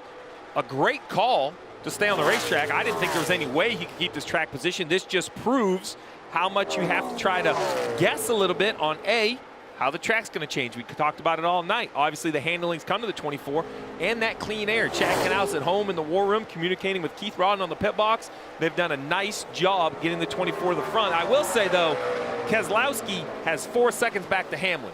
We've seen Brad be a master of fuel savings. So if it runs green, I have the 2 circled as perhaps the guy that can make it. Can you see Chad Knaus back there in the war room when you had two cars hit the wall? The tires didn't come apart. He just knew that was going to be his chance to get a caution. Just didn't happen. Well, here we go. And the caution has come out now. Caution's out. Safe. Oh, see the 32 smoking a little bit there. Corey LaJoie. Corey LaJoie was having such a great run, too, up inside the top 20. I talked to Corey today. He's having a great year. And he said, you know, I'm just doing a better job of understanding what I need to do from behind the wheel to give my guys a chance to stay on the lead lap. Right rear. You hear him, right rear's flat. Hard-working young man. New young baby boy in the family. Dad, Randy LaJoie, a 2-time Xfinity Series champion. I'm going to tell you right now, the 24 car, you see him bouncing around. Keith Rodden on top of the box on the radio. Merry Christmas, gift wrapped with a bow. Call the race for the best chance. This is the 24. They knew they need to have a yellow, but this was their best chance. I applaud everything they're doing strategy-wise. Now you're going to come to pit road, decide how many tires you want to take. How many do you take, Steve? I'm going to have to take probably 4 tires, I think, with 30 laps to go. There's only 16 cars on the lead lap.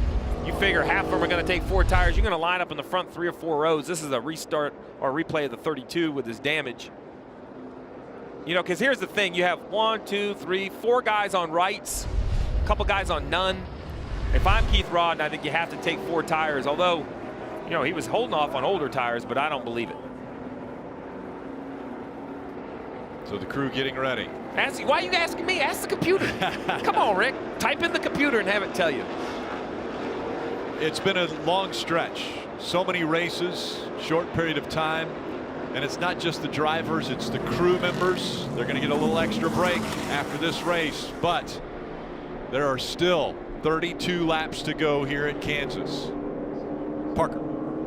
Brad Keselowski will pit out in second place. As you saw, he was just a little bit loose there, so they're going to fix that with a round and a half down on the right rear track bar. 4 Goodyear tires and Sunoco fuel for the 2 car to go after this win, Kelly. For Denny Hamlin, he said that he needs to enter the corner faster, and he's tight across the center. He needs the car to turn better on late exit. Keep your eye on the 24.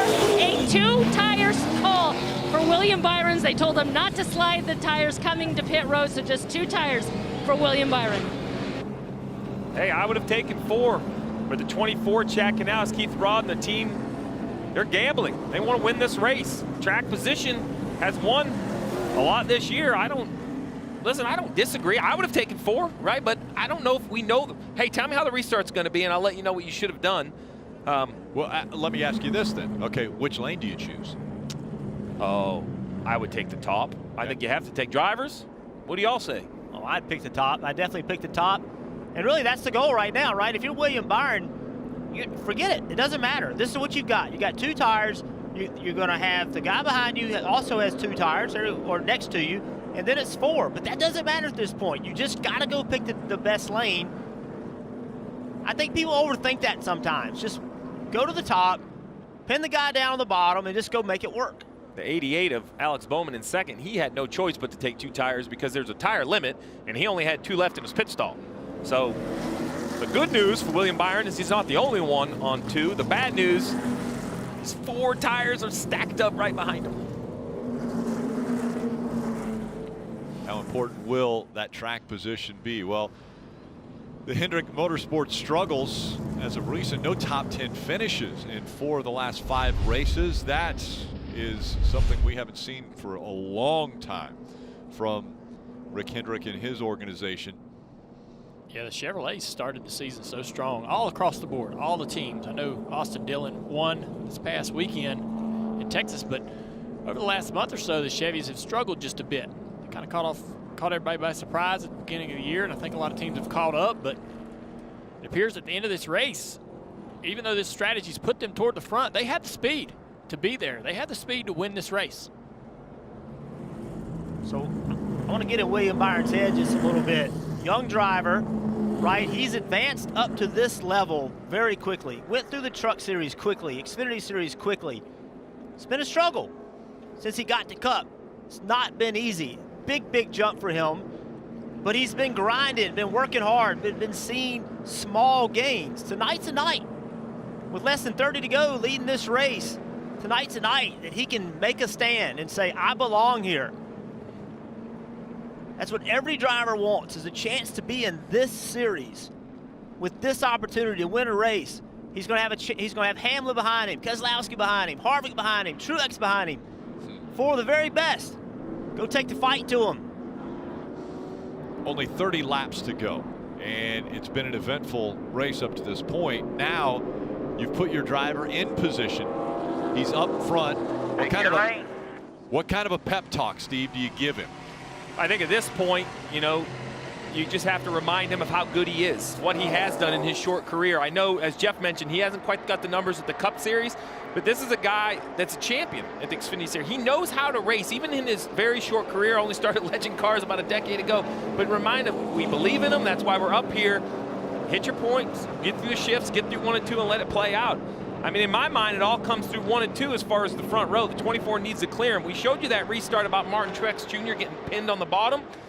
I think he has the best car in the field, and now he's on the outside. So that's the car I'm watching. The 3rd car in the outside row, that bright blue number 19 of Truex, to see what kind of restart he can get with Brad in front of him. Yeah, remember what we saw with Brad earlier? Brad was fast on the beginning of that restart. That's what I was going to say. Really fast. The 2 car got great short run speed. So even the longer you go, the better you are. There you go. That's what I wanted to hear.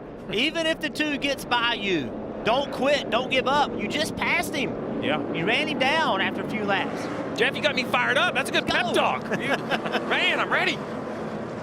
So how will Keselowski do as far as pushing on this restart also? Until he can get to the outside quarter panel of the 24. He'll push probably until the 24 turns in the corner. Then I imagine he's going to be looking to the outside. Well, it's in his best interest to push that 24 because he wants to clear that 88 of Alex Bowman on the bottom. Let's not forget what we saw Cole Custer do back at Kentucky. I mean, this race can be won from any row on this restart. 28 laps to go. William Byron has never won in the Cup Series. Could it be tonight that he gets his first? Alex Bowman on the inside. Back up through the gears they go.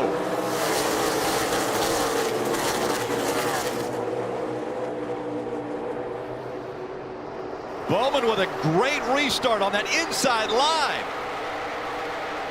Oh, Truex to the middle. Takes the help away from the 24 car. Thank goodness Denny Hamlin knew they were 3 wide. Great work by the spotter. Wow. Still 3 wide for 3rd. Battle for the lead up front. Teammates fighting it out. Hendrick Motorsports. Alex Bowman on the inside. We'll drag each other back. Byron on the outside. Almost contact there with the 2 of the 19. William way up the racetrack. Yeah, he's trying to get away from that side draft, I believe. And look what that's done to Brad Keselowski. That's moved him back to 5th, the guy we talked about with so much short run speed. Alex Bowman's cleared. Oh, Truex had a little issue there. Almost up into the 11. Here comes Kevin Harvick. Yeah, Truex had a problem. Now Brad 3 wide through the middle of the Gibbs cars. Truex still struggling to get that momentum back. Byron lost the lead. Look at the fourth. About to lose second now. Harvick, strong move on the inside. Nowhere to be seen all night, running 5th to 10th all night. Here we are, pay window open, 25 to go, and Kevin Harvick storms to second. Caution comes out, another restart about to come. And the 38 sliding. But that inside wall stays off of it. We got to do that all over again? We get to do that all over again. Man, John Hunter Nemechek behind the wheel of the 38, the yellow stripe on the back there indicating rookie status.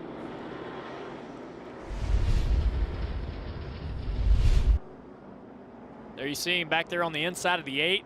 Tyler Reddick just gets loose, loses the side force, overcorrects the car back into the outside wall, just a little bit of contact with the nose. Everybody around him doing a great job of avoiding the 38 car as John Hunter tries to gain control. You said you overcorrected just right here when the start car comes around. See the tires? They were cut to the left, to the right to keep from spinning out, and he just didn't get them turned back to the left quick enough. And that got the front end pointed to the outside wall. It's a really difficult thing to do. Changing the tires on that car. He's just lucky to be able to change the tires and go back again, man. That usually those things, when you overcorrect it back into the outside wall, it's usually pretty big.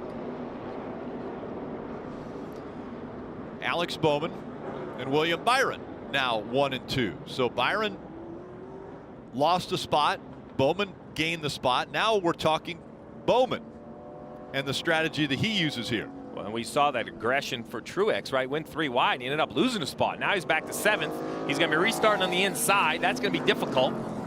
Keselowski, I still like Keselowski outside row 2. I think that's a good position to be in.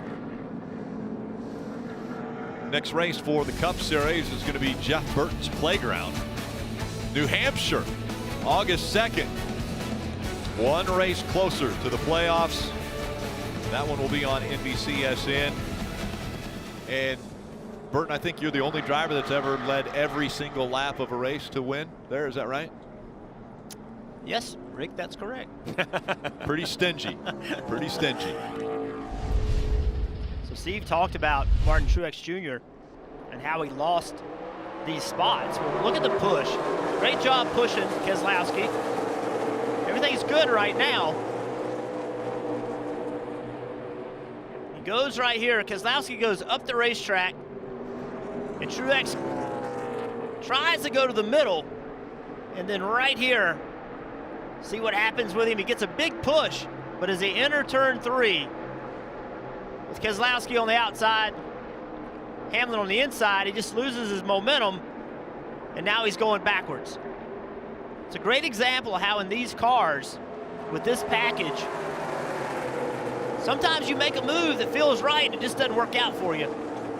And I still think he has an opportunity, right? I agree it didn't work out, but he's right here on the bottom. He gets a little pinned. And then when he gets to this end of the racetrack in 3 and 4, he has that big moment, Jeff. Yeah, it just doesn't take anything. You have to breathe that throttle just a little bit. Here he is in great shape. There it is, right there. Just all that work he did is all gone right there. The minute he got loose and had to come off that throttle. Parker. Well, guys, Alex Bowman, who's now in the lead, has obviously chosen the bottom there, which was a bit of discussion on the radio. But, guys, I was talking to him today, asking about some of the woes they've had the last couple weeks. He said, you know, our cars are just lack grip, and in traffic, they've been an absolute nightmare to drive. Well, guess what? Now he's got all the clean air he wants if he can get away on this restart. Could be able to find out exactly what that 88 has in it, Kelly. William Byron said that last restart, he just had no help from behind. And then as he was trying to keep the 11 in his rearview mirror, he said it was a perfect storm and it just didn't work out. So he's looking for more uniform help here to push him on this next restart. So how about Bowman choosing the inside lane? Well, it just worked for him, right? I mean, he got that lead from William from the bottom. So he didn't get to pick the last time, but it worked for him, so we'll make it happen.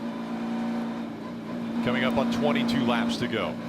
Bowman has a win already this year. Won at California before the coronavirus pandemic. Who's going to do the best job pushing? That's right. Who's going to do the best job pushing is what it's going to come down to. Keselowski normally is really good at it. I know the outside line has been working, but those guys are all trying to take advantage of each other out there now. Great shot. Great shot. See what Harvick does here. Right to the rear bumper. Going through the gears. Nice job by Harvick. He's going to stay committed. He could have went 3 wide there. Going to stay committed to pushing that 88 car. 88 clear for the lead. Now Harvick has second. He goes to the outside. He's going to try to take the lead away. Textbook. Here comes Hamlin on the inside. Textbook move. What a move. Kevin Harvick is so smart. And the top 2, as far as wins go in 2020, are running 1 and 2. Harvick and Hamlin, both with 4 wins this season, trying to slug it out here in Kansas. We should cut that video, and that could be restart, not quite 101, maybe 202. Textbook by Kevin Harvick. What a move. That's years of experience. First time leading tonight with 21 to go. And guess what, Rick, you just said it. Another battle between Hamlin and Harvick.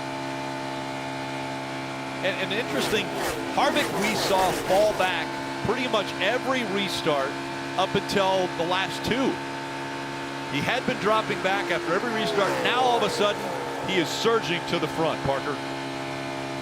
Right, Rick, and you mentioned it. He fell back. He was not happy with that race car earlier on this race and really was starting to fade. They threw all sorts of different changes at it. And Steve, think about what we've talked about all week. How with this no practice, you have to be able to make big adjustments, huge swings in that race car to get it dialed in. And I asked Rodney Childers about that, and he said, yeah, of course. He said, you know, you can't do small little things. You've got to take big swings at it because that's the only time you have on track is in the race. It looks like it's worked for the Ford. We talked about it at the top of the show, Rick. You asked me what the challenges were going to be. We mentioned it was going to be the changes of the track. Kevin Harvick has been, I'll call it mediocre by Kevin Harvick standards all day. Ran inside the top 10, but wasn't up there leading a lap.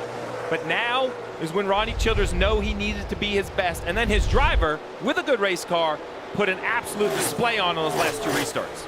I see his car moving around just a little bit in the middle of 3 and 4. It's no easy job leading these races. These cars are not comfortable. They're out of the track. Switch of hands and see what he's doing with that steering wheel. He's having to catch the back of that car. He's trying to come around on him a little bit, ever so much. Good battle for second starting to build there between Denny Hamlin and Keselowski. Yeah, the last 2 laps, Keselowski's been the faster car. See if he can climb the hill here, get a run off the top, cross over the 11, get to the inside here. He needs to make this pass quickly. These 2 guys are racing each other. That's going to help Kevin Harvick. So how quickly Brad can get around, if he can get around, will be huge. Look at Brad, enter high, cut that car down across the bottom and chop a little time off. You mentioned it though, Jeff, as the 11 blocks the 2, the 4 gets smaller and smaller out the front window. He loves to see this battle. Brad has the fastest car on the racetrack that last lap. And I'm not 100% comfortable with the 4 car. You know, we just haven't seen him out front, don't know what kind of speed he has. He's obviously leading this race comfortably now, but you know, we've seen these leaders get out there and get loose and their cars go away. Hamlin was faster that lap, so the last 2 laps, Kevin Harvick's not been the fastest car. You talked about it last week, how Kevin Harvick is so good at driving his car with a little less downforce, less drag than other people. That's probably gotten better for them as it's gotten cooler. But as this run goes on, are they going to have enough grip?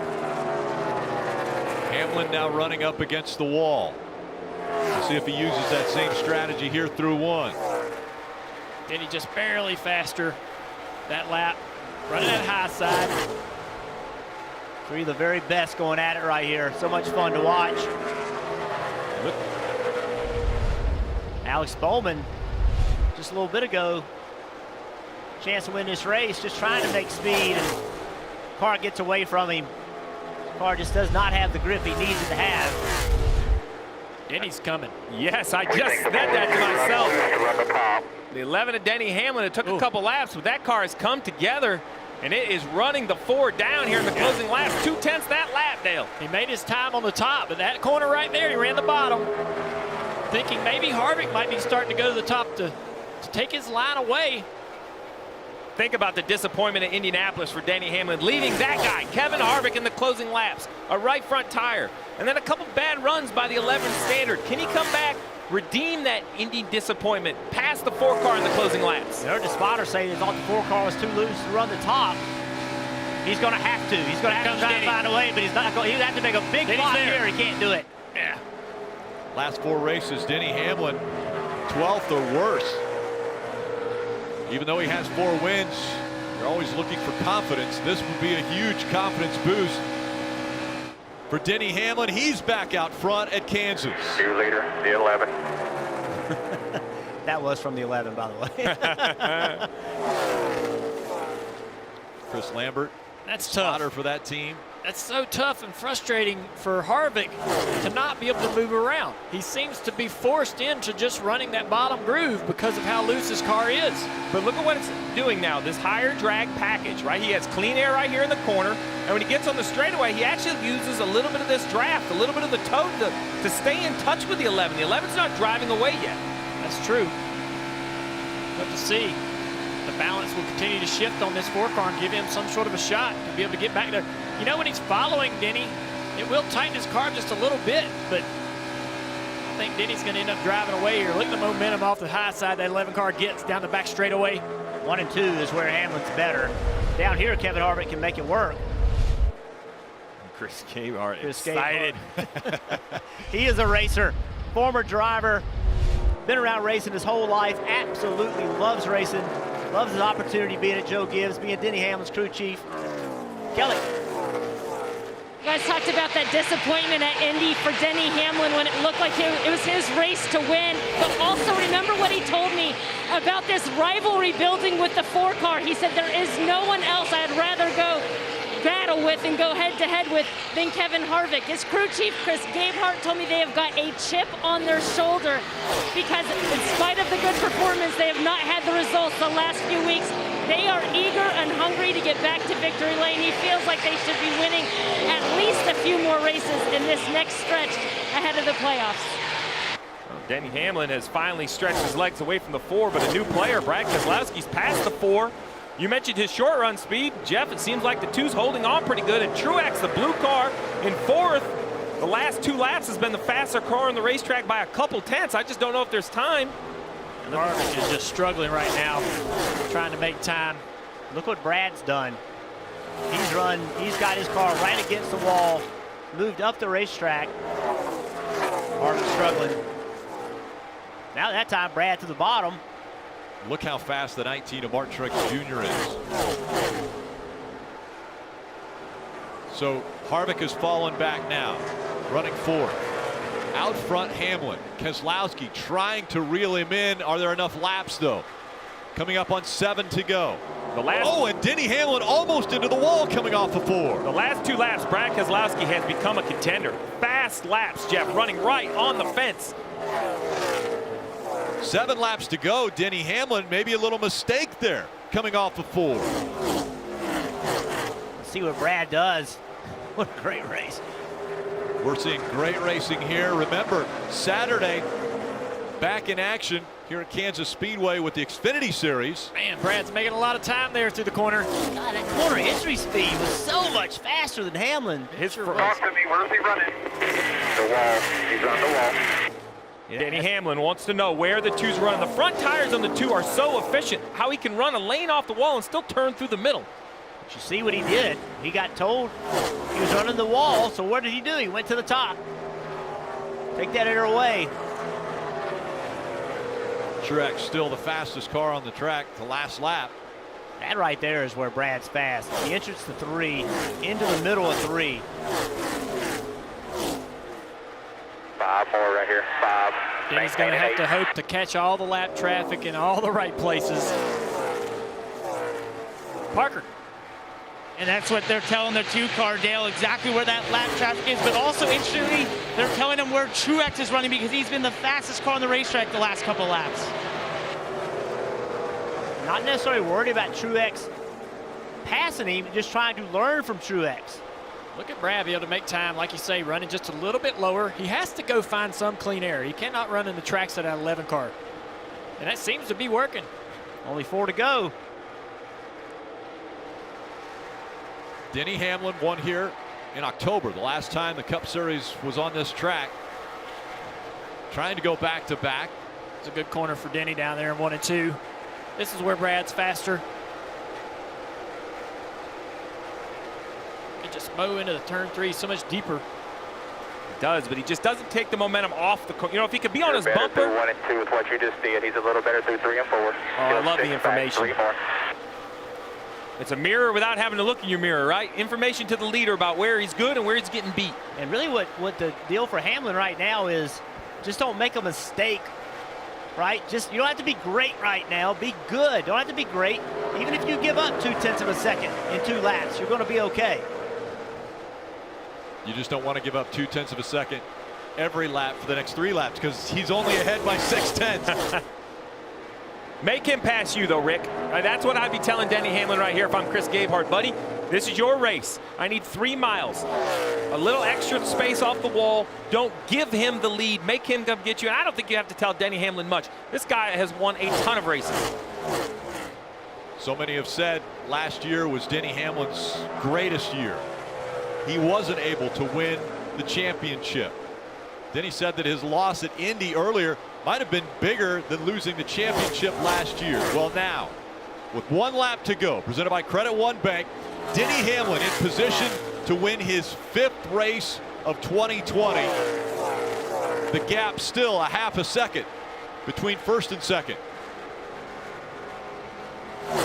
Denny Hamlin's successes this year started off with another Daytona 500 win. He says one of the biggest things he wants to do this year is be able to celebrate with his crew because he knows that's who's getting him up front, giving him fast cars. They've done it again. He's done it again. Kansas winner, Denny Hamlin. What a dream, man. This race team is such a dream. Congrats, Denny Hamlin. Congrats, everybody. Thank you. You guys, way to go. Awesome. They needed to bounce back. Burn it down. They'll get you to start finish. They've had so much speed this year, but some poor finishes over the last couple of weeks.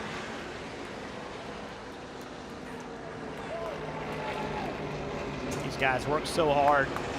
This schedule has been grueling on these crew members.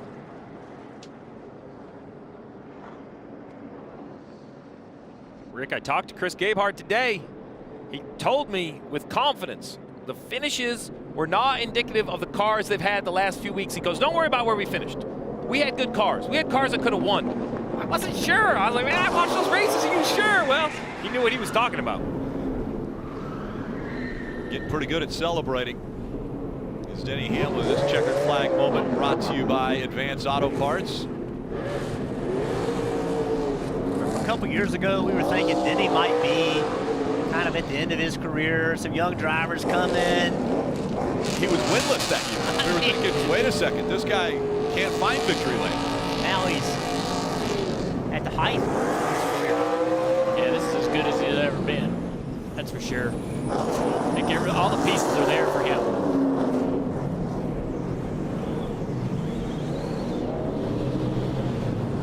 Gonna add a 5th win sticker to the roof of that race car today. And we will talk to Denny Hamlin when he gets to victory lane. Is this the year that Denny Hamlin takes that asterisk off as one of the greatest NASCAR drivers to never win a championship? Well, momentum is key when winning championships, so is confidence. He's got the confidence, and now he's got more momentum with his 5th win here in Kansas Speedway.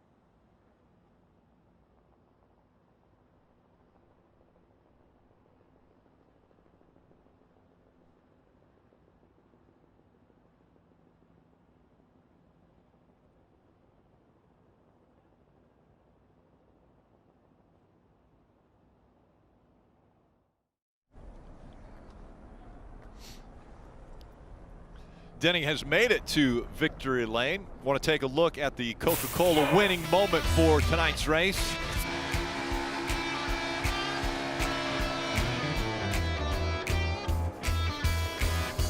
What a run by Denny Hamlin. Kevin Harvick got the lead, got the clean air. Denny Hamlin, though, was not going to be denied. Ran that top, got to the outside of the 4. See right there, 3rd career win at Kansas. The successes continue for Denny Hamlin. Let's go to Kelly. And so Denny Hamlin is the first driver to notch 5 wins now on the season. His 3rd here at Kansas, back-to-back wins here. Denny, your crew chief, Chris, told me that you guys have had a chip on your shoulder coming into this race because you haven't been able to put together a complete race. Take me through those closing laps, how you hunted down the 4 and then held off the 2.